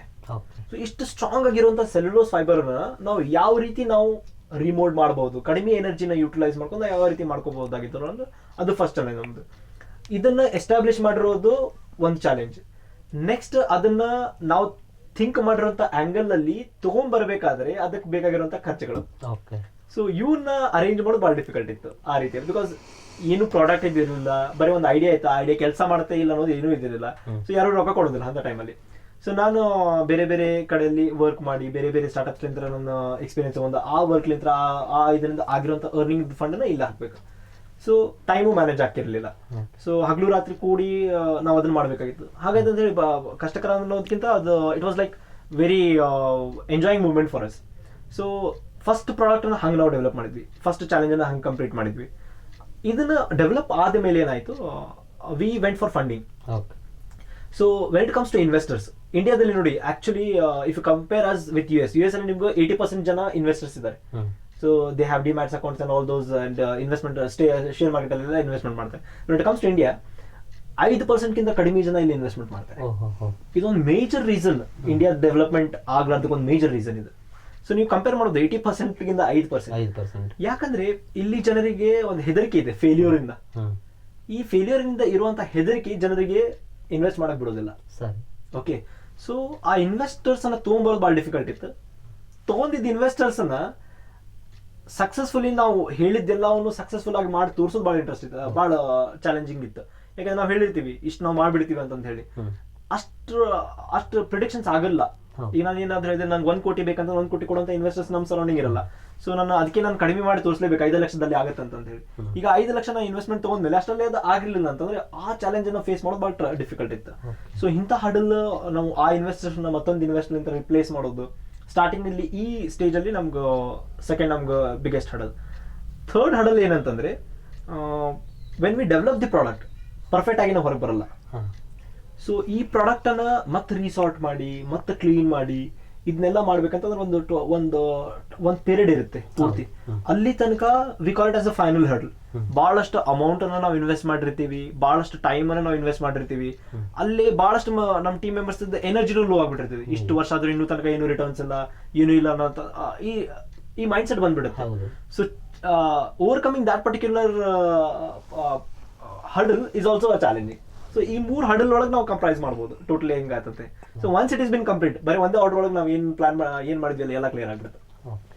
ಲೈಕ್ ನಾನು ಹೇಳೋದು ನೀವು ಒಪ್ಕೊಳ್ಳೇಬೇಕಾದಂಥದ್ದು, ಪರಿಸರಕ್ಕೆ ಪೂರಕವಾಗಿರುವಂಥದ್ದು, ಪರಿಸರಕ್ಕೆ ಹಾನಿ ಅಲ್ಲ. ಹಾಗಾಗಿ ಎಲ್ಲ ಸರ್ವೆ ಮಾಡಿ ನೀವು ಪ್ಲಾಸ್ಟಿಕ್ ಬಳಕೆಯನ್ನ ಇದನ್ನ ಕೈ ಬಿಟ್ಟು ನೀವು ಪರಿಸರ ಸ್ನೇಹಿಯಾಗಿರುವಂಥ ಗಡಿಯಾರವನ್ನು ಮಾಡಿದ್ರಿ. ನಿಮ್ಮ ಪ್ರಾಡಕ್ಟ್ಗಳೆಲ್ಲವೂ ಅದಕ್ಕೆ ಪೂರಕವಾಗಿ ಇರ್ತವೆ ಅಂತ ಹೇಳಿ. ಹಾಗಾದ್ರೆ ನಿಮ್ಮ ಗಡಿಯಾರದ ಆ ವಿಶೇಷತೆ ಏನು, ನೀವು ಅದನ್ನು ವಿವರಿಸ್ನು ಹೇಳ್ಬೋದಾ? ಎಸ್. ಸೊ ಈಗ ಈ ಗಡಿಯಾರ ನಾವು ರೆಡಿ ಮಾಡಿದ್ದು ಒಂದು ನಾವು ಯೂಸ್ ಮಾಡುವಂತ ಸೆಲ್ಯುಲೋಸ್ ಫೈಬರ್. ಓಕೆ, ಕರೆಂಟ್ಲಿ ನಾವೇನ್ ಮಾಡ್ತೀವಿ, ಇದು ಎದರಿಂದ ಅಂತಂದ್ರೆ ಸರ್ ಯಾವ್ದಾವ್ದು ಮಟೀರಿಯಲ್ ಇಂದ ಇದ್ರ ಬಳಕೆ ಇದ್ರದ್ದು ಕ್ಲಿಯರಿಟಿ ಹೇಳ್ತೇನೆ ಈಗ ನಿಮ್ಗೆ. ಸೊ ನಾವು ಯೂಸ್ ಮಾಡಿರೋದು ಸೆಲ್ಯುಲೋಸ್ ಫೈಬರ್ ಬೇಸಿಕ್ ಇದ್ರದ್ದು. ಸೊ ಇದು ಎಲ್ಲಿಂದ ಸಿಗುತ್ತೆ ಅಂತಂದ್ರೆ ನಾವೇನ್ ಮಾಡ್ತೀವಿ, ಶುಗರ್ ಕೇನ್ ಏನಿರುತ್ತೆ, ಇಟ್ಸ್ ಲೆಫ್ಟ್ ಓವರ್ ಆಫ್ ಬಕ್ಯಾಸ್ ಅಂತ ಏನಿರುತ್ತೆ, ಇದು left over of sugar cane. ಅಂದ್ರೆ ಕಬ್ಬಿನ ಹಾಲನ್ನು ತೆಗೆದ ಮೇಲೆ ಅದೇನ್ ಸಿಪ್ಪಿಗಳು ಉಳಿದಿರ್ತಾವಲ್ಲ, ಅದು ನಮ್ಗೆ ಫಸ್ಟ್ ರಾ ಮೆಟೀರಿಯಲ್. ಅಂದ್ರೆ ಒಂದು ಬರೀ ಥಾಟ್ ಪ್ರಾಸೆಸ್ ಇತ್ತು. ಸೊ ಕಬ್ ಒಳಗಿರೋದು ವಾಟರ್ ಕಂಟೆಂಟ್, ಆದ್ರೂ ಅದ್ರೊಳಗಿರುವಂತ ಫೈಬರ್ಸ್ ವಾಟರ್ ಪ್ರೂಫ್ ಇರ್ತಾವಲ್ಲ. ಸೊ ಈ ಟೈಪ್ ಇಂದ ಒಂದು ಬೇಸಿಕ್ ಇಲ್ಯೂಷನ್ ಬರೀ. ಸೊ ವೈಲ್ ವಿ ಸ್ಟ್ರಕ್ಚರ್ಲಿ ಅದನ್ನ ಸ್ಟಡಿ ಮಾಡಿದಾಗ, ಅದ್ರದ್ದು ಸ್ಟ್ರಕ್ಚರ್ ಸ್ಟಡಿ ಮಾಡಿದಾಗ ಅದು ಗೊತ್ತಾಯ್ತು. So then there is a whole process, ಒಂದು ಪೂರ್ತಿ ಪ್ರಾಸೆಸ್ ಅನ್ನು ಕಂಪ್ಲೀಟ್ ಮಾಡಿ ಅದಕ್ಕೆ ಎಲ್ಲ ಮಷಿನ್ಸ್ ನಾವು ಕೈಲೇ ಬಿಲ್ಡ್ ಮಾಡಿದ್ವಿ. ಅದಾದ್ಮೇಲೆ ನಾವು ಏನ್ ಮಾಡ್ತೀವಿ, ಆ ಸೆಲ್ಯುಲೋಸ್ ಫೈಬರ್ ಆ ಬಕ್ಯಾಸ್ ಅನ್ನ ಅದನ್ನ ಪೂರ್ತಿ ಸ್ಟ್ರಕ್ಚರೈಸ್ ಆಗಿ ಸೆಲ್ಯುಲೋಸ್ ಫೈಬರ್ ಲೆವೆಲ್ಗೆ ಬ್ರೇಕ್ ಮಾಡ್ತೀವಿ. ಬ್ರೇಕ್ ಮಾಡಿ ಒಂದು ಎನ್ವೈರನ್ಮೆಂಟಲ್ ಫ್ರೆಂಡ್ಲಿ ಎಡಿಸಿವ್ ಇದೆ ನಮ್ದು, ಆ ಎಡಿಸಿವ್ ಜೊತೆ ಮಿಕ್ಸ್ ಮಾಡಿ ಅದನ್ನ ಕಂಪ್ರೆಸ್ ಮಾಡ್ತೀವಿ. ನಮ್ಗೆ ಯಾವ ಟೈಪ್ ಶೇಪ್ ಬೇಕಾ ಆ ಟೈಪ್ ಶೇಪ್ ಅಲ್ಲಿ ನಾವು ಕಂಪ್ರೆಸ್ ಮಾಡ್ಬಿಡ್ತೀವಿ. ಸೊ ಈ ಕಂಪ್ರೆಷನ್ ಇಂದ ಬೇಸಿಕ್ ಆಗಿ 2 ವೇಲಿಂದ ನಾವು ಟ್ರೈ ಮಾಡ್ತಿದ್ವಿ. ಒಂದು ಬಯೋಡಿಗ್ರೇಡಬಲ್ ಪೆಲೆಟ್ ಮಾಡೋದು, ಅಂದ್ರೆ ಪ್ಲಾಸ್ಟಿಕ್ ಪೆಲೆಟ್ ಬದಲೇ ನಮ್ಮ ಪೆಲೆಟ್ಸ್ ಅನ್ನು ಯೂಸ್ ಮಾಡ್ಬಿಟ್ಟು ಅದೇ ಮಷೀನ್ ಅಲ್ಲಿ ಯೂಸ್ ಮಾಡಕ್ ಆಗಿರ್ಬೇಕು. ಸೊ ಆ ರೀತಿ ಮಾಡ್ತಿದ್ವಿ, ಬಿಕಾಸ್ ಆಲ್ರೆಡಿ ಇನ್ಫ್ರಾಸ್ಟ್ರಕ್ಚರ್ ಇದೆ. ಅವ್ರಿಗೆ ನಾವು ಬರೀ ಪೆಲೆಟ್ ಚೇಂಜ್ ಮಾಡಿ ಪ್ಲಾಸ್ಟಿಕ್ ಇಂದ ಕಡಿಮೆ ರೇಟ್ ಒಳಗೆ ನಮ್ಮ ಪೆಲೆಟ್ಸ್ ಇದಾವೆ, ಅದಕ್ಕಿಂತ ಚಲೋ ಕ್ವಾಲಿಟಿ ಇದಾವೆ ಅಂತ ತಗೊಂಡ್ಬಿಡ್ತಾರೆ. ಸೊ ಅದಕ್ಕೆ ನಾವು ಈ ವೇ ಅಲ್ಲಿ ನಮ್ದು ರಿಸರ್ಚ್ ನಡೀತಿದೆ. ಸೊ ಈ ಪರ್ಟಿಕ್ಯುಲರ್ ಸ್ಟೇಜ್ ತನಕ ನಮ್ಗೆ ಸೊಲ್ಯೂಷನ್ ಅಂತೂ ಸಿಕ್ಬಿಟ್ಟಿದೆಲ್ಲ. ಸೊ ಆ ಸೊಲ್ಯೂಷನ್ ನಾವ್ ಏನ್ ಮಾಡ್ತಿದ್ವಿ, ಈಗ ಈ ಪರ್ಟಿಕ್ಯುಲರ್ ಸೆಲ್ಯುಲೋಸ್ ಫೈಬರ್ನ ನಮ್ಗೆ ಬೇಕಾಗಿರೋ ಶೇಪ್ ಅಲ್ಲಿ ನಾವು ಕಂಪ್ರೆಸ್ ಮಾಡಿ ರೆಡಿ ಮಾಡ್ತಿದ್ವಿ. ಲೇಟರ್ ನಮ್ಗೆ ಏನ್ ಅಂಡರ್ಸ್ಟ್ಯಾಂಡ್ ಆಗಿತ್ತು ಅಂತಂದ್ರೆ, ಈಗ ಇದನ್ನ ವಾಟರ್ ಪ್ರೂಫ್ ಅಂತ ನಾವು ಮಾಡ್ಬಿಟ್ಟಿವಿ, ಬಟ್ ಎನ್ವೈರನ್ಮೆಂಟ್ ಅಲ್ಲಿ ಇದನ್ನ ಒಗೆದಾಗ ಡಿಗ್ರೇಡ್ ಆಗಕ್ಕೆ ಅದು ವಾಟರ್ ಪ್ರೂಫ್ ಇರೋದ್ರಿಂದ ಬಹಳಷ್ಟು ಟೈಮ್ ತನಕ ಅದು ಹಾಗೆ ಉಳಿದ್ಬಿಡುತ್ತೆ. ಸೊ ದಟ್ಸ್ ವೈ ಅದನ್ನು ಓವರ್ಕಮ್ ಮಾಡ್ಬೇಕಾಗಿತ್ತಲ್ಲ. ಸೊ ಅದ್ರ ಸಂಬಂಧ ನಾವೇನ್ ಮಾಡಿದ್ವಿ ಅಂದ್ರೆ, ಇದ್ರ ಹಿಂದ್ಗಡೆ ನಾವು ಸೀಡ್ಸ್ ಅನ್ನ ಇಂಪ್ಲಾಂಟ್ ಮಾಡಿದ್ವಿ. ಈ ಇದ್ರೊಳಗೆ ಹಿಂದ್ಗಡೆ ಎಲ್ಲ ಸೀಡ್ಸ್ ಅನ್ನ ಇಂಪ್ಲಾಂಟ್ ಮಾಡಿದ್ವಿ. ಈಗ ಈ ಸೀಡ್ಸ್ ಮೇಲೆ ಕಂಟಿನ್ಯೂಸ್ಲಿ ಒಂದು ನೀರು ಆಮೇಲೆ ಬಿಸಿಲು ಎಲ್ಲ ಬಿದ್ದಾಗ ಅದ್ರ ಮೇಲೆ ಇರುವಂತ ಕೋಟಿಂಗ್ ಬ್ರೇಕ್ ಆಗ್ಬಿಡುತ್ತೆ. ಓಕೆ, ಅಂದ್ರೆ ಇದು ವೇಸ್ಟ್ ಆಗಿ ನಾವು ಒಗೆದಾಗ ಏನಾಗ್ಬಿಡುತ್ತೆ ಅಂದ್ರೆ ಇದ್ರ ಮೇಲೆ ಇರುವಂತ ಒಂದು ಕೋಟ್ ಬ್ರೇಕ್ ಆಗ್ಬಿಡುತ್ತೆ. ಆದಾಗ ಆ ಸೀಡ್ ಜರ್ಮಿನೇಟ್ ಆಗಕ್ ಶುರು ಆಗುತ್ತೆ. ಜರ್ಮಿನೇಟ್ ಆಗಿ ಆ ಪೂರ್ತಿ ಸೀಡ್ ಇದೇ ಒಂದು ಗೊಬ್ಬರದ ಗತಿ ಆಗಿ ಅದನ್ನು ಕನ್ಸ್ಯೂಮ್ ಮಾಡಿ ಅದೊಂದು ಗಿಡ ಆಗಿ ಚೇಂಜ್ ಆಗುತ್ತೆ. ಅಂದ್ರೆ ಇಷ್ಟು ವರ್ಷ ಇದು ಇದ್ದಾಗ ಮಾತ್ರ ಅದು ಒಗೆದಾಗ ಅದು ಸಸಿಯಾಗಿ ಹುಟ್ಟುತ್ತೆ ಅಂತ ಏನಾದ್ರು ಒಂದು ಟೈಮ್ ಲಿಮಿಟ್ ಇದೆಯಾ? ಸೊ ಯಾವಾಗ ನೀವು ಇದನ್ನು ಹೊರಗಡೆ ಒಗಿತೀರಿ within year or 2 year, because seeds ಅನ್ನ ನೀವು ಕರೆಕ್ಟ್ ಆಗಿ ಒಂದು ಇದ್ರದ್ದು ಪೊಸಿಷನ್ ಒಳಗೆ ಇಟ್ಟಾಗ ಅದನ್ನ ನೀವು 10 ವರ್ಷ ತನಕ ಕಾಪಾಡಬಹುದು. ಸೊ ಆ ರೀತಿ ನಾವು ಆ ಮೆಕ್ಯಾನಿಸಮ್ ಯೂಸ್, ಬಿಕಾಸ್ ಹಳ್ಳಿಗಳೆಲ್ಲ ನೀವು ನೋಡಿರ್ಬೋದು 3 ವರ್ಷ 4 ವರ್ಷ ಸೀಡ್ಸ್ ಗಳನ್ನ ಇಟ್ಟು ಅದನ್ನ ಆಮೇಲೆ ಅವರು ಇದನ್ನ ಮಾಡ್ತಾರೆ, ಬಿತ್ತಾರೆ. ಸೊ ಇದ್ರದ್ದು ನೀವು ನೋಡಿದ್ರೆ ಇದನ್ನ ಕರೆಕ್ಟ್ ಆಗಿರುವಂತ ಕಂಡೀಷನ್ ನೀವು ಒಗದ್ರೆ ಒಂದೇ ದಿನಕ್ಕೆ ಶುರು ಆಗ್ಬಿಡುತ್ತೆ. ನೀವು 10 ವರ್ಷ ಬಿಟ್ಟು ಒಗದ್ರು 10 ವರ್ಷ ಆದ್ಮೇಲೆ ಅದ್ ಸೀಡ್ ಒಂದು ಮರ ಆಗಿ ಬೀಳುತ್ತೆ. ಕಂಡೀಷನ್ ಏನಂತಂದ್ರೆ ಕಂಟಿನ್ಯೂಸ್ಲಿ ಇದ್ರ ಮೇಲೆ ಮಳೆ ಆಮೇಲೆ ಬಿಸಿಲು ಬೀಳ್ತಿರ್ಬೇಕು, ಅವಾಗ ಅದು ಬ್ರೇಕ್ ಆಗುತ್ತೆ. ಈಗ ನಾವು ರೂಮ್ ಕಂಡೀಷನ್ ಒಳಗೆ ರೂಮ್ ಒಳಗೆ ಇಟ್ಟರೆ ಮನೆ ಒಳಗೆ ಇಟ್ಟರೆ ಆಗೋದಿಲ್ಲ, ಬರೀ ಸ್ವಲ್ಪ ಮಾಯಿಶ್ಚರ್ ಇತ್ತಂದ್ರೂ ಆಗೋದಿಲ್ಲ. ಈಗ ಅಂದ್ರೆ ಈ ಕಬ್ಬಿನ ಸಿಪ್ಪೆ ಆಗಿರ್ಬೋದು, ಮತ್ತೆ ಯಾವ ಇದರಿಂದ ತಯಾರಿಸ್ಬೋದು ನೀವು? Forest waste, okay, agriculture waste, ಆಮೇಲೆ ನಮ್ದೇನು ಪಾರ್ಕ್ ಅಲ್ಲಿ ಎಲ್ಲ ಎಲೆಗಳೆಲ್ಲ ಬಿದ್ದಿರ್ತಾವು ಆ ರೀತಿ ಎಲ್ಲ ಇರುವಂತ ವೇಸ್ಟ್, ಆಮೇಲೆ ತರಕಾರಿ ಮಂಡಿಗಳಲ್ಲೆಲ್ಲ ಬಿದ್ದಿರುವಂತ ಏನ್ ಇದ್ರದ್ದು ವೇಸ್ಟ್ ಇರ್ತಲ್ಲ ಅದು ಎಲ್ಲ ಜೈವಿಕ ವೇಸ್ಟ್ ಇರುತ್ತೆ, ಆ ಎಲ್ಲ ವೇಸ್ಟ್ ಇವೆಲ್ಲ ನಿಮ್ಮ ಟಾರ್ಗೆಟಿಗೆ ಈ ರಾ ಮಟೀರಿಯಲ್ ಸಪ್ಲೈ ಯಾವ ರೀತಿ ಇದೆ ಸರ್ ಇಲ್ಲಿ? ಸಿಂಪಲ್ ಸರ್, ಈಗ ಶುಗರ್ ಕೇನ್ ಇಂಡಸ್ಟ್ರೀಸ್ಗಳು ಇರ್ತವೆ, ಶುಗರ್ ಕೇನ್ ಇಂಡಸ್ಟ್ರಿಯಲ್ಲಿ ಬಹಳಷ್ಟು ಸಿಗುತ್ತೆ ನಮಗೆ. ಆಮೇಲೆ ಈ ಫಾರೆಸ್ಟ್ ಸಿಗ್ತವೆ. ಸೊ ಫಾರೆಸ್ಟ್ ಅಲ್ಲಿ ಏನೋ ಮಾಡ್ತಾವೆ, ಗಿಡ ಮರಗಳದ ಟೆಂಗೆ ಎಲೆಗಳೆಲ್ಲ ಮುರಿದು ಬಿದ್ದಿರ್ತವೆ. ಸೊ ಅವನ್ನೆಲ್ಲ ಒಂದ್ ಕಡೆ ಕಲೆಕ್ಟ್ ಮಾಡಿ ಇಟ್ಟಿರ್ತಾರೆ ಅವರು. ಓಕೆ, ಸೊ ಅದು ಇಂಡಸ್ಟ್ರಿಯಲ್ಲಿ ಎಲ್ಲೂ ಯೂಸ್ ಆಗೋದಿಲ್ಲ. ಸೊ ಅದನ್ನ ಯೂಸ್ ಮಾಡಬೇಕಾಗಿದ್ದು ಬರ್ನ್ ಮಾಡಕ್ಕೆ, ಅದಕ್ಕೆ ಅಷ್ಟೇ. ಸೊ ಈ ಟೈಪಿಂದ ರಾ ಮಟೀರಿಯಲ್ ಇದೆ. ಆಮೇಲೆ ಹಳ್ಳಿಗಳಲ್ಲೆಲ್ಲ ಕಟಾವ್ ಆದ್ಮೇಲೆ ಉಳಿದಿರ್ತೈತೆ, ಸೊ ಅಲ್ಲೇ ಬಹಳಷ್ಟು ನಮ್ಗೆ ಸಿಕ್ಬಿಡುತ್ತೆ. ಈಗ ಇಂಥ ಬೇರೆ ಬೇರೆ ಡಿಸೈನಿನ ಎಷ್ಟು ತರದ ಗಡಿಯಾರಗಳನ್ನ ಪ್ರಾಡಕ್ಟ್ ಅಲ್ಲಿ ಇದೆ ಸರ್? ನಾವೇನ್ ಮಾಡಿದ್ವಿ ಅಂತಂದ್ರೆ ಒಂದು ಕಸ್ಟಮರ್ ಸ್ಪೆಂಡಿಂಗ್ ಬಿಹೇವಿಯರ್ ಅಂಡರ್ಸ್ಟ್ಯಾಂಡಿಂಗ್ ಅಂತ ಇರುತ್ತೆ. ಸೊ ಕಸ್ಟಮರ್ ಸೈಕಾಲಜಿ ಸ್ಟಡಿ ಅಂತ ಇರುತ್ತೆ. ಸೊ ಅದನ್ನ ಮಾಡಿದಾಗ ನಮ್ಗೆ ಅಂಡರ್ಸ್ಟ್ಯಾಂಡಿಂಗ್ ಏನಾಗುತ್ತೆ ಅಂತಂದ್ರೆ ಕಸ್ಟಮರ್ದು ಒಂದು ಪರ್ಟಿಕ್ಯುಲರ್ ಪ್ಯಾಟರ್ನ್ ಇದೆ. ಸೊ ಕಸ್ಟಮರ್ದು ಒಂದು ಬಜೆಟ್ ಇರುತ್ತೆ, like middle class, lower middle class, upper middle class, ಇವೇನು ಕ್ಯಾಟಗರೀಸ್ ಇದೋ ಇಂಡಿಯಾದಲ್ಲಿ ಅತಿ ಜಾಸ್ತಿ ಇದೆ. ಸೊ ಇವ್ರದ್ದು ಮೈಂಡ್ ಸೆಟ್ ಎಲ್ಲಿಂದ ಇರುತ್ತೆ, 300ರಿಂದ 1,000 ಇಷ್ಟೊಳಗೆ ಪ್ರಾಡಕ್ಟ್ ಲೈನ್ ಇವ್ರದ್ದಿರುತ್ತೆ. ಮತ್ತೆ ಅದಕ್ಕಿಂತ ಕೆಳಗಿದ್ದು ಇರ್ತಾವೆ. ಸೊ ಇದನ್ನ ಅಂಡರ್ಸ್ಟ್ಯಾಂಡಿಂಗ್ ಮಾಡ್ಕೊಂಡು ನಾವೇನ್ ಮಾಡಿದ್ವಿ, 4 ಬೇರೆ ಬೇರೆ ಕ್ಯಾಟಗರಿ ಮಾಡಿದ್ವಿ. ಒಂದು ರೂಟ್, ಒಂದು ಲೋಟಸ್, ಡಿವೈನ್, ಫಾರ್ಚೂನ್. ಈ 4 ಕ್ಯಾಟಗರಿ ಡಿಸೈನ್ ವೈಸು ಡಿಫ್ರೆಂಟ್ ಇದೆ, ಕಾಸ್ಟ್ ವೈಸು ಡಿಫ್ರೆಂಟ್ ಇದೆ. ನಮ್ಮ ಪ್ರಾಡಕ್ಟ್ ಶುರು ಆಗೋದು 60-70 ರೂಪಾಯಿಂದ ಶುರು ಆಗ್ಬಿಡುತ್ತೆ. ಶುರುವಾಗದೆ 60-70 ರೂಪಾಯಿಂದ ಶುರು ಆಗ್ಬಿಡುತ್ತೆ ನಮ್ಮ ಪ್ರಾಡಕ್ಟ್. ಓಕೆ, ಫೋಟೋ ಫ್ರೇಮಿಗೆ ಬಂದ್ರೆ 20-30 ರೂಪಾಯಿಂದ ಶುರು ಆಗ್ತವೆ. ಗಡಿಯಾರಕ್ಕೆ ಬಂದ್ರೆ 60-70 ರೂಪಾಯಿಂದ ನಮ್ದು ಪ್ರಾಡಕ್ಟ್ಗಳು ಶುರು ಆಗ್ತವೆ. Okay, most of the product route ಅಲ್ಲಿ 100 ರೂಪಾಯಿಂದ ಶುರು ಆಗುತ್ತೆ, 180ಲಿಂದ ಶುರು ಆಗುತ್ತೆ. ಲೋಟಸ್ಗೆ ಬಂದ್ರೆ 280ಲಿಂದ ಶುರು ಆಗುತ್ತೆ. ಫಾರ್ಚೂನ್ಗೆ ಬಂದ್ರೆ 380ಲಿಂದ ಶುರು ಆಗುತ್ತೆ. ಸಾರಿ, ಡಿವೈನಿಗೆ ಬಂದ್ರೆ 380ಲಿಂದ ಶುರು ಆಗುತ್ತೆ. ಫಾರ್ಚೂನ್ಗೆ ಬಂದ್ರೆ 420ಲಿಂದ ಶುರು ಆಗುತ್ತೆ. ಸೊ ಈ ರೀತಿ ಒಂದು ಸ್ಟ್ರಕ್ಚರ್ ಮಾಡಿದೀವಿ. ಸೊ ಕಸ್ಟಮರ್ ಯಾವಾಗ ಬರ್ತಾರಲ್ಲ, ಒಂದು ಫಿಕ್ಸ್ಡ್ ಒಂದು ಮೈಂಡ್ ಸೆಟ್ ಇರುತ್ತೆ, ಇಷ್ಟದ ಒಂದು ಗಿಫ್ಟ್ ಖರೀದಿ ಮಾಡ್ಬೇಕನ್ನೋದು. ಸೊ ಅವ್ರ ಬಜೆಟ್ ಅಲ್ಲಿ ಮ್ಯಾಚ್ ಆಗುವಂಥದ್ದು, ಅವ್ರಿಗೆ ಪ್ರಾಡಕ್ಟ್ ಸಿಗುವಂಥದ್ದು ಈ 4 ಕ್ಯಾಟಗರಿಯಲ್ಲಿ ನಾವು ಡೆವಲಪ್ ಮಾಡಿದೀವಿ. ಜಂದಿಸ್ ಅವರು ಈಗ ಸರ್ ಸಾಕಷ್ಟು ಹೇಳ್ತಾ ಇದ್ರು. ನಾನ್ ಹೇಳೋದೇನಂತಂದ್ರೆ, ಓಕೆ, ಈ ಕ್ಯಾರಿ ಬ್ಯಾಗಿನ ವಿಷಯಕ್ಕೆ ಬಂದಾಗ ಕೂಡ ನೀವು ಅದನ್ನ ಪರಿಸರಕ್ಕೆ ಪೂರಕವಾಗಿ ತಗೊಂಡಿದ್ದೀರಿ, ಗಡಿಯಾರ ಪರಿಸರಕ್ಕೆ ಪೂರಕವಾಗಿ ತಗೊಂಡಿರಿ. ಇನ್ನೊಂದು ಆಗ್ಲೇ ಒಂದು ವಿಷಯ ಹೇಳಿದ್ರು ಅವರು, ನಾವು ಮಾಸ್ಕ್ ಗಳನ್ನು ಕೂಡ ತಯಾರಿಸಿದ್ವಿ. ಆ ಮಾಸ್ಕ್ಗಳಿಗೆ ಏನು ವಿಶೇಷತೆ ಇತ್ತು ನಿಮ್ಮ ಒಂದು ಮಾಸ್ಕ್ ಅಲ್ಲಿ, ಯಾಕಂದ್ರೆ ನೀವು ತಯಾರಿಸಿರುವಂತಹ ಮಾಸ್ಕ್ಗಳಲ್ಲಿ? ಸರ್, ಇದು ಎಲೆಕ್ಟ್ರಾನಿಕ್ ಮಾಸ್ಕ್. ಸೊ ಇದ್ರೊಳಗೆ ಎಲೆಕ್ಟ್ರಾನಿಕ್ಸ್ ಮಾಸ್ಕಲ್ಲಿ ರಿಪ್ಲೇಸ್ಮೆಂಟ್ ಮಾಡಿದ್ದು ಏನಪ್ಪ ಅಂತಂದ್ರೆ, ಆಕ್ಸಿಜನ್ ಸಪ್ಲೈ ಆಗ್ತಿದ್ದಿಲ್ಲ. ನಾರ್ಮಲಿ ಮಾಸ್ಕ್ದೊಳಗೆ ಆಕ್ಸಿಜನ್ ಪ್ರಾಪರ್ ಆಗಿ ಸಪ್ಲೈ ಆಗ್ತಾ ಇದ್ದಿದ್ದಿಲ್ಲ. ಸಪೋಸ್ ಅವ್ರಿಗೆ ಮೊದ್ಲಾಕ್ಲಿಂತ ಉಸಿರಾಟದ ತೊಂದರೆ ಇತ್ತು, ದಮ್ ರೋಗ ಇತ್ತಂದ್ರೆ ಅಂಥ ಮಾಸ್ಕನ್ನು ಧರಿಸಿ ಹೊರಗೆ ಓಡಾಡಲಿಕ್ಕೆ ಆಗ್ತಾ ಇದ್ದಿದ್ದಿಲ್ಲ. ಅಂಥ ಕಂಡೀಷನ್ದೊಳಗೆ ನಾವು ಮ್ಯಾನುಫ್ಯಾಕ್ಚರಿಂಗ್ ಮಾಡಿದಂಥ ಮಾಸ್ಕ್ ಇದ್ರೊಳಗೆ ಒಂದು ಫ್ಯಾನನ್ನು ಆ್ಯಡ್ ಮಾಡಿದ್ವಿ. ಈ ಫ್ಯಾನ್ ಏನು ಮಾಡುತ್ತೆ ಅಂದರೆ, ಹೊರಗಿರುವಂತಹ ಗಾಳಿಯಿಂದ ಆಕ್ಸಿಜನ್ನ ಸಪ್ಲೈ ಮಾಡುತ್ತೆ ಡೈರೆಕ್ಟ್, ರೈಟ್? ಅದು ಫಿಲ್ಟರ್ ಮೂಲಕ. ಈ ಫಿಲ್ಟರ್ ಅನ್ನ ಕಂಟಿನ್ಯೂಸ್ ಆಗಿ ಚೇಂಜ್ ಮಾಡ್ಕೊಂತ ಹೋಗ್ಬಹುದು, ರೈಟ್? ಅದಕ್ಕೆ ಇದು ಏನಪ್ಪಾ ಅಂತಂದ್ರೆ, ಈಗ ಉಸಿರಾಟದ ಪ್ರಾಬ್ಲಮ್ ಇರುವುದನ್ನ ನಾವು ಈ ಆಕ್ಸಿಜನ್ ಮಾಸ್ಕ್ ಲಿಂತ್ರ ತಡೆಗಟ್ಟಿದ್ವಿ. ಸರ್, ಈಗ ಅದನ್ನ ನೀವು ಈ ಮಾಸ್ಕ್ ಅನ್ನ ಯಾರು ರಿಸರ್ಚ್ ಮಾಡಿದ್ದಾರೋ, ಅಥವಾ ನೀವೇ ಅದನ್ನ ಓನ್ ಆಗಿ ಮಾಡಿದ್ರ, ಅಥವಾ ಎಲ್ಲಾದ್ರೂ ಅದನ್ನ ಕೇಳ್ಕೊಂಡು ಅದನ್ನ? ಸೊ ಎನ್ವೈರನ್ಮೆಂಟ್ ಅಂತ ಬಂದಾಗ ನಮ್ದು ಹೆಲ್ತ್ ಕೇರ್ ಪ್ರಾಡಕ್ಟ್ ಅಲ್ಲಿ ನಮ್ಮ team of researcher, like minded researcher ಏನದಲ್ಲ, ನಾವು ಭಾಳ ಟೈಮ್ ನಾವು ಸ್ಟಡಿ ಮಾಡ್ತಿದ್ವಿ. ಸೊ ಬಹಳಷ್ಟು ಒಂದು ವಿಚಿತ್ರವಾದ ಸಂಗತಿ ಏನಂತಂದ್ರೆ, ಬಹಳಷ್ಟು ಹೆಲ್ತ್ ಕೇರ್ ಪ್ರಾಡಕ್ಟ್ಸ್ ಅನ್ನ ವರ್ಲ್ಡಿಗೆ ಇಂಟ್ರೊಡ್ಯೂಸ್ ಮಾಡಿದ ಇಂಡಿಯನ್ ಟೆಕ್ನಾಲಜೀಸ್. ಫಾರ್ ಎಕ್ಸಾಂಪಲ್, ನಮ್ಮ ಹಲ್ಲುಗಳನ್ನ ಹೆಂಗ್ ಸ್ವಚ್ಛ ಇಟ್ಕೋಬೇಕು ಇದನ್ನ ಕಲ್ಸಿದ್ ನಾವು. ಫಸ್ಟ್ ಮಿಸ್ವಾಕನ್ನ, ನೀಮ್ ಕಡ್ಡಿಯನ್ನ, ಕಲ್ಲಿದ್ಲನ್ನ ಯೂಸ್ ಮಾಡ್ಕೊಂಡು ಮಾಡ್ಬೇಕನ್ನೋದು ನಾವು ಕಲ್ಸ್ಕೊಟ್ವಿ. ಸಮ್ ಫಾರಿನ್ ಕಂಪ್ನೀಸ್ ಬಂದು ಪೇಸ್ಟ್ ಅನ್ನು ಮಾಡಿದ್ವಿ, ಬ್ರಷ್ ಅನ್ನು ಮಾಡಿದ್ವಿ, ಒಮ್ಮೆಗ್ಲೇ ನಾವು ಅದಕ್ಕೆ ಮೊರೆ ಹೋದ್ಬಿಟ್ವಿ. ಬಟ್ ಆಕ್ಚುಲಿ ಬಹಳಷ್ಟು ಓರಲ್ ಪ್ರಾಬ್ಲಮ್ಸ್ ಇವತ್ತು ಕ್ರಿಯೇಟ್ ಆಗಿರೋದು ಬ್ರಷ್ನಿಂದ, ಆಮೇಲೆ ಹಾನಿಕಾರವಾಗಿರೋದ ಟೂತ್ ಪೇಸ್ಟ್ ನಿಂದ. ನಿಮ್ಗೆ ಗೊತ್ತಿರೋದು, ಎಲ್ಲರಿಗೂ ಗೊತ್ತಿರೋಂಥ ಸಂಗತಿ. ಮೊದಲೆಲ್ಲ ಬರುವಂಥ ಟೂತ್ ಪೇಸ್ಟ್ ನಮ್ಗೊಂದು ಮಿಮಿಕ್ ಮಾಡಿ ಬಂದು ಕಲ್ಲಿದ್ಲಿನಿಂದ ಹಲ್ ತಿಕ್ತಾರ, ಅದು ಮಾಡ್ತಾರ, ನಮ್ಗೆ ಅಸಹ್ಯ ಮಾಡಿ ಬಂದು. ಈಗ ಅದೇ ಟೂತ್ ಪೇಸ್ಟ್ ಅಲ್ಲಿ ಉಪ್ಪಿದೆ, ಕಲ್ಲಿದ್ಲಿದೆ, ಅವರೇ ತೋರಿಸ್ತಿದ್ದಾರೆ. ಓಕೆ, ಸೊ ಈ ರೀತಿ ನಾವು ನೋಡಿದಾಗ ನಾವು ಹೆಲ್ತ್ ಕೇರ್ ಪ್ರಾಡಕ್ಟ್ ಅಲ್ಲಿ ನಾವೇನ್ ಮಾಡಿದ್ವಿ, ನಮ್ದು ಒಂದು ಫೋಕಸ್ ಇರ್ತಿತ್ತು ಕೋರ್ ಇಂಡಿಯನ್ ಫೈಂಡಿಂಗ್ಸ್ ಏನಿದಾವೆ ಅಂತ ಹೇಳಿ. ಸೊ ಅದು ಕೋರ್ ಇಂಡಿಯನ್ ನಮ್ಮ ಫೈಂಡಿಂಗ್ ಏನಿತ್ತು, ಮಿಸ್ವಾಕ್, ನೀಮ್, ಇವೆಲ್ಲ ಇದ್ವು. ಈಗ ನಾವು ಮಾಡಿರುವಂಥ ಬ್ರಷ್ ಹೆಂಗ್ ಮಾಡಿದ್ವಿ, ಅದ್ರ ಬ್ರಿಸಿಲ್ ಪ್ಲಾಸ್ಟಿಕ್ ಬ್ರಿಸಿಲ್ ಇಲ್ಲ, ನೀಮ್ ಆಮೇಲೆ ಮಿಸ್ವಾಕ್ಲಿಂದ ರೆಡಿ ಮಾಡಿರುವಂತ ಬ್ರಿಸಲ್ ಅದಾವ. ಸೊ ಅವು ನಮ್ಮ ದವಡೆಗಳಿಗೆ ನಮ್ಮ ಸೊಡಿಗಳಿಗೆ ಎಲ್ಲಕ್ಕೂ ಹೆಲ್ಪ್ಫುಲ್. ಸೊ ನಮ್ಮ ರಿಸರ್ಚ್ ಏನಿರುತ್ತಲ್ಲ ಈ ಬೇಸಿಸ್ ಮೇಲೆ ಇರುತ್ತೆ. ಅತಿ ಪರ್ಫೆಕ್ಟ್ ಹೆಲ್ದಿ ಇರುವಂತಹ ಪ್ರಾಕ್ಟೀಸಸ್ ಯಾವಿದ್ವು ಅದನ್ನ ನೆಕ್ಸ್ಟ್ ಜನರೇಷನ್ ಈಗಿರುವಂತ ಪ್ರಾಕ್ಟೀಸಸ್ ತಗೊಂಡ್ಬರ್ಬೇಕು. ಸೊ ಮಿಸ್ವಾಕ್ ನಾವು ಕೊಡ್ತಿಲ್ಲ, ಮಿಸ್ವಾಕ್ ಆಮೇಲೆ ನೀವು ನಿಂತ ಮಾಡಿರುವಂತ ಬ್ರಷ್ ಅನ್ನು ನಾವು ಕೊಡ್ತೀವಿ. Because brush is today's generation, ಮಿಸ್ವಾಕ್ ಅಂಡ್ ನೀಮ್ ಇಸ್ ಮೊದಲಿರುವಂತ ಪರ್ಫೆಕ್ಟ್ ಪ್ರಾಕ್ಟೀಸ್ ಇತ್ತು. Same when we come to mask, Covid ಬಂತು, ಇದೆಲ್ಲ ಬಂತು, this all is secondary. Pollution ನೀವು ಸ್ಕೇಲ್ ಏನಾದ್ರು ನೋಡಿದ್ರೆ ಈವನ್ ನಮ್ ಗದಗ ಅಂತ ಒಂದು ಟೈರ್ 3 ಸಿಟಿಯಲ್ಲಿ 380 ಆಸ್ಪಾಸ್ ಪೊಲ್ಯೂಷನ್ ಇರುತ್ತೆ. This is very dangerous for sensitive people. Asthma ಇರುವಂತ ಪೀಪಲ್ ಇವ್ರಿಗೆಲ್ಲ ಡೇಂಜರಸ್. ಮಕ್ಕಳಿಗೆ, ಸಣ್ಣ ಮಕ್ಕಳಿಗೆಲ್ಲ ಬಹಳ ಡೇಂಜರಸ್ ಇದು. ಓಕೆ, ಸೊ ಈ ಪೊಲ್ಯೂಷನ್ ಇಂದ ಫೈಟ್ ಔಟ್ ಮಾಡೋ ಸಂಬಂಧ ನಾವು ಮಾಸ್ಕ್ ರಿಸರ್ಚ್ ನ ಬಹಳ ಮುಂಚಿನಿಂದ ಶುರು ಮಾಡಿಬಿಟ್ಟಿವಿ ನಮ್ಮ ಟೀಮಲ್ಲಿ. ಇಲ್ಲಿ ನಾವು ಏನ್ ಅಂಡರ್ಸ್ಟ್ಯಾಂಡ್ ಮಾಡ್ಕೊಂಡಿವಿ ಅಂತಂದ್ರೆ ಮಾಸ್ಕ್ ಅನ್ನು ಧರಿಸೋದ್ರಿಂದ ಆಕ್ಚುಲಿ ಪ್ರಾಬ್ಲಮ್ ಜಾಸ್ತಿ ಆಗುತ್ತೆ. ನಾವು ಬಿಟ್ಟಿರುವಂತ ಕಾರ್ಬನ್ ಡೈಆಕ್ಸೈಡ್ ಅಲ್ಲೇ ಇದ್ದು ಬಿಡುತ್ತೆ. ನಾವು ಹಳ್ಳಿ ತಗೊಳ್ಳುವಾಗ ಅದೇ ಕಾರ್ಬನ್ ಡೈಆಕ್ಸೈಡ್ ಜಾಸ್ತಿ ಪೋರ್ಷನ್ ಅಲ್ಲಿ ಬಂದ್ಬಿಡುತ್ತೆ. ನಮ್ ಬ್ಲಡ್ ಒಳಗಿರುವಂತ ಆಕ್ಸಿಜನ್ ಸ್ಯಾಚುರೇಷನ್ ಲೆವೆಲ್ ಡ್ರಾಪ್ ಆಗ್ಬಿಡುತ್ತೆ. ಸೆಕೆಂಡ್, ನಮ್ ಬ್ರೈನ್ ಅಷ್ಟು ಇದರಲ್ಲಿ ಪ್ರೆಷರ್ ಅಲ್ಲಿ ಇನ್ಹೇಲ್ ಎಕ್ಸೇಲ್ ಮಾಡುವಂತದ್ದು ಮೆಕ್ಯಾನೈಸ್ಡ್ ಇರಲ್ಲ. ಸೊ ಆ ಮೆಕ್ಯಾನಿಸಮ್ ಡಿಸ್ಟರ್ಬ್ ಆಗುತ್ತೆ. ಅದರಿಂದ ಪ್ರಾಬ್ಲಮ್ ಏನಾಗುತ್ತೆ, ನಮ್ಮ ಬ್ರೈನ್ ಕನ್ಸ್ಯೂಮ್ ಮಾಡುವಂತ ಎನರ್ಜಿ ಹೆಚ್ಚಿಗೆ ಆಗುತ್ತೆ. ಅದರಿಂದ ಡಿಸಿನೆಸ್ ಇಂಥವೆಲ್ಲ ಪ್ರಾಬ್ಲಮ್ಸ್ ಎಲ್ಲ ಕ್ರಿಯೇಟ್ ಆಗ್ತವೆ.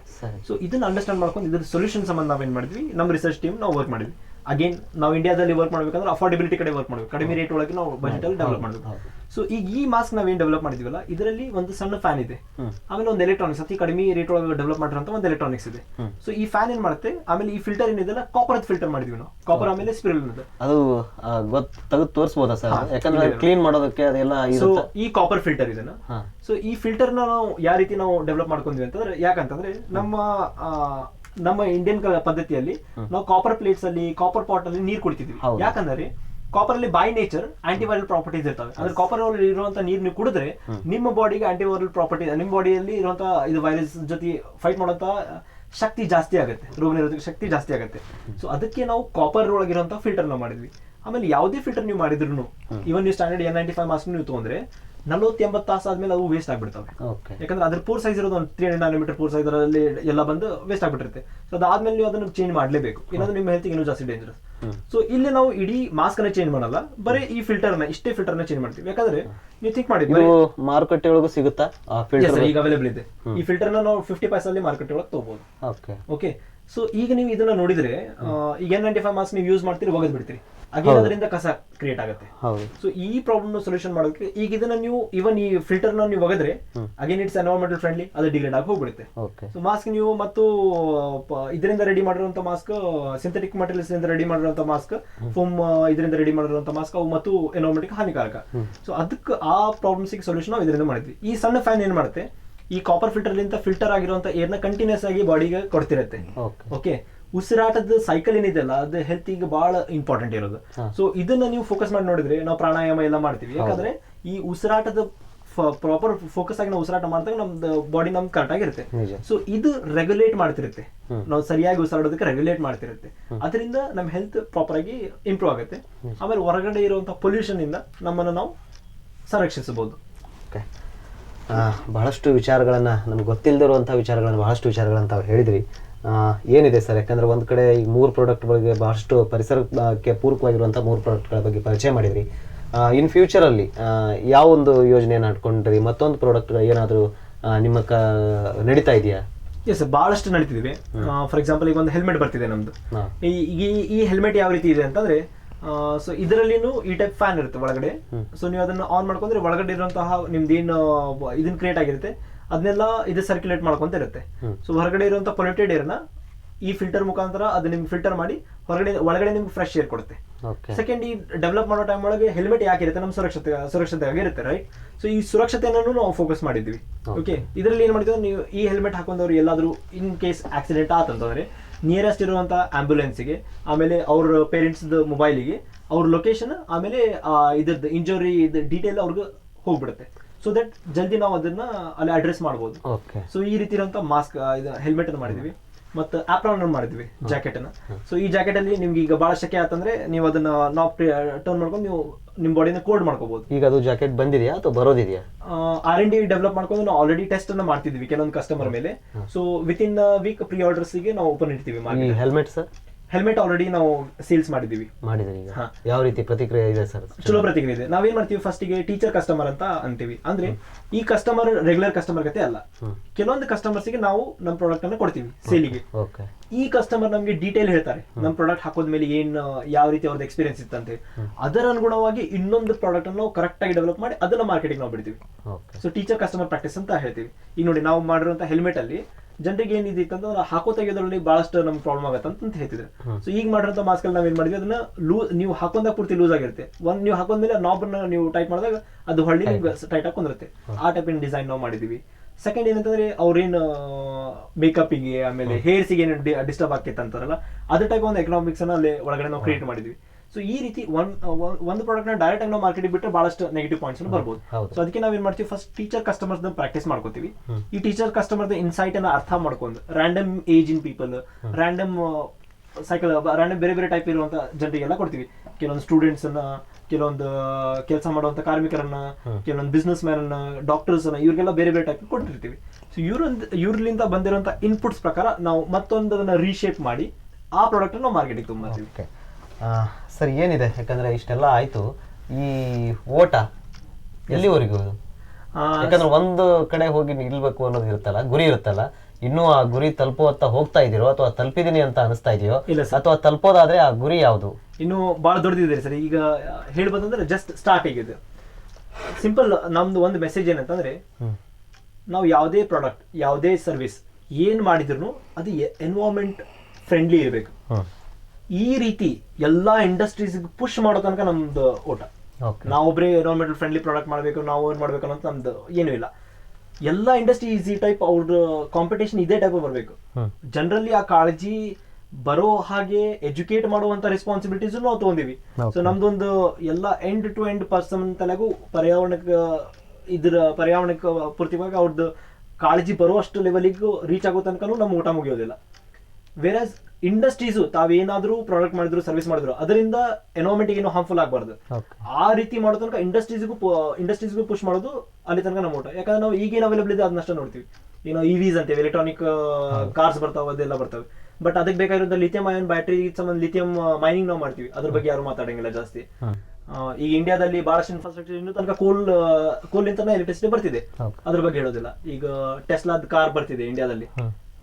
ಬೇರೆ ಕಂಟ್ರೀಸ್ ಅಲ್ಲಿ ಒಂದು 28 lakh ಬಿತ್ತೆ ಅಂದ್ರೆ ಇಲ್ಲಿ ಒಂದು 60 lakh ಆಗ್ತಿದೆ. That thing is good actually.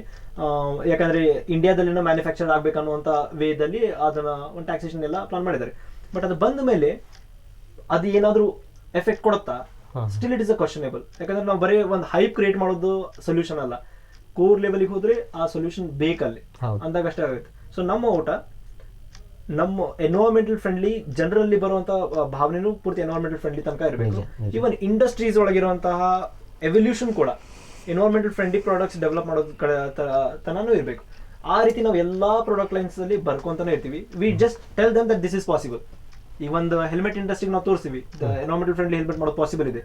ಒಂದು ಕಮ್ಯುನಿಕೇಶನ್ ಲೈಕ್ ಮೊಬೈಲ್ ಇಂಡಸ್ಟ್ರಿಗೆ ನಾವು ತೋರಿಸ್ತೀವಿ ಎನ್ವೈರನ್ಮೆಂಟಲ್ ಫ್ರೆಂಡ್ಲಿ ಮೊಬೈಲ್ಸ್ ಅನ್ನ ಮಾಡೋದು ಪಾಸಿಬಲ್ ಇದೆ ಅಂತ ಹೇಳಿ. ಸೊ ಅಲ್ಲಿ ಮಾಡೋ ತನಕ ನಮ್ಮ ಮಿಷನ್ ಕಂಪ್ಲೀಟ್ ಆಗೋದಿಲ್ಲ. ಕೊನೆಯದಾಗಿ ಅಬ್ದುಲ್ ಖದೀರ್ ಅವರು ನಮ್ಮ ಯುವಕರಿಗೆ ಹೇಳೋದಾದ್ರೆ ಏನನ್ನು ಹೇಳ್ತೀರಿ? Simple, don't start with path, ಆಮೇಲೆ ಡೆಸ್ಟಿನೇಷನ್ ಹುಡುಕೋದು ಸಿಗೋದು ಅದನ್ನ ಮಾಡಕ್ ಹೋಗ್ಬೇಡಿ. ಸಿಂಪಲ್ ಏನಂತಂದ್ರೆ first spend some time with the knowledge that you have.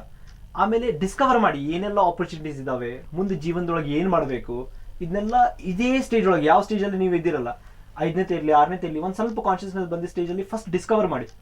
ನೀವು ದೊಡ್ಡವರಾದ್ಮೇಲೆ ಏನಾಗಬೇಕು, ನಿಮ್ಮ ಇಡೀ ಜೀವನನ ನೀವು ಇದಕ್ಕಾಗಿ ನೀವು ಮುಂದೆ ನೀವು ಸ್ಪೆಂಡ್ ಮಾಡ್ಬೇಕು ಅನ್ನೋದು ಫಸ್ಟಿಗೆ ನೀವು ಡಿಸೈಡ್ ಮಾಡಿ.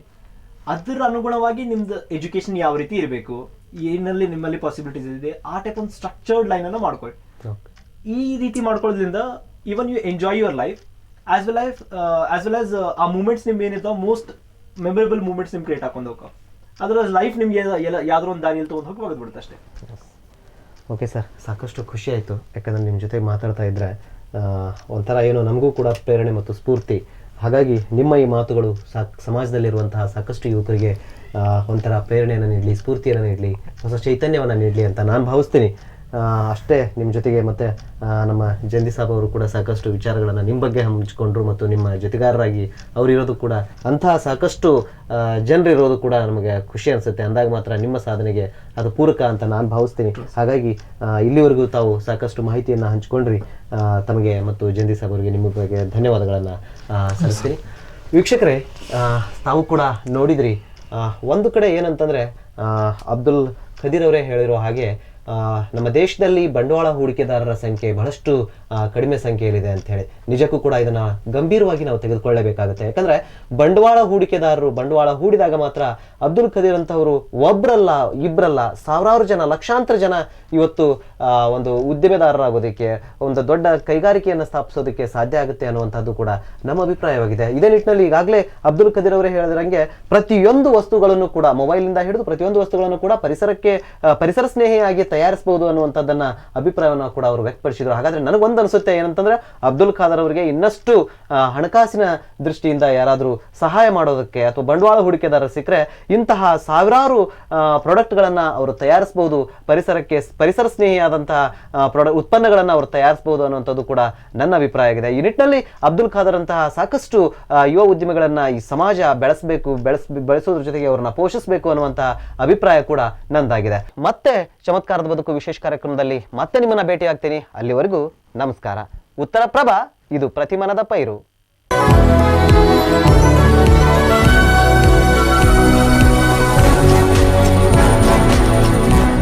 ಉತ್ತರ ಪ್ರಭಾದ ಎಲ್ಲ ಸುದ್ದಿಗಳ ಅಪ್ಡೇಟ್ಗಾಗಿ ದಯವಿಟ್ಟು ನಮ್ಮ ಚಾನೆಲ್ ಅನ್ನು ಲೈಕ್ ಮಾಡಿ, ಸಬ್ಸ್ಕ್ರೈಬ್ ಮಾಡಿ ಮತ್ತು ಬೆಲ್ ಐಕಾನ್ ಅನ್ನು ಒತ್ತಿ.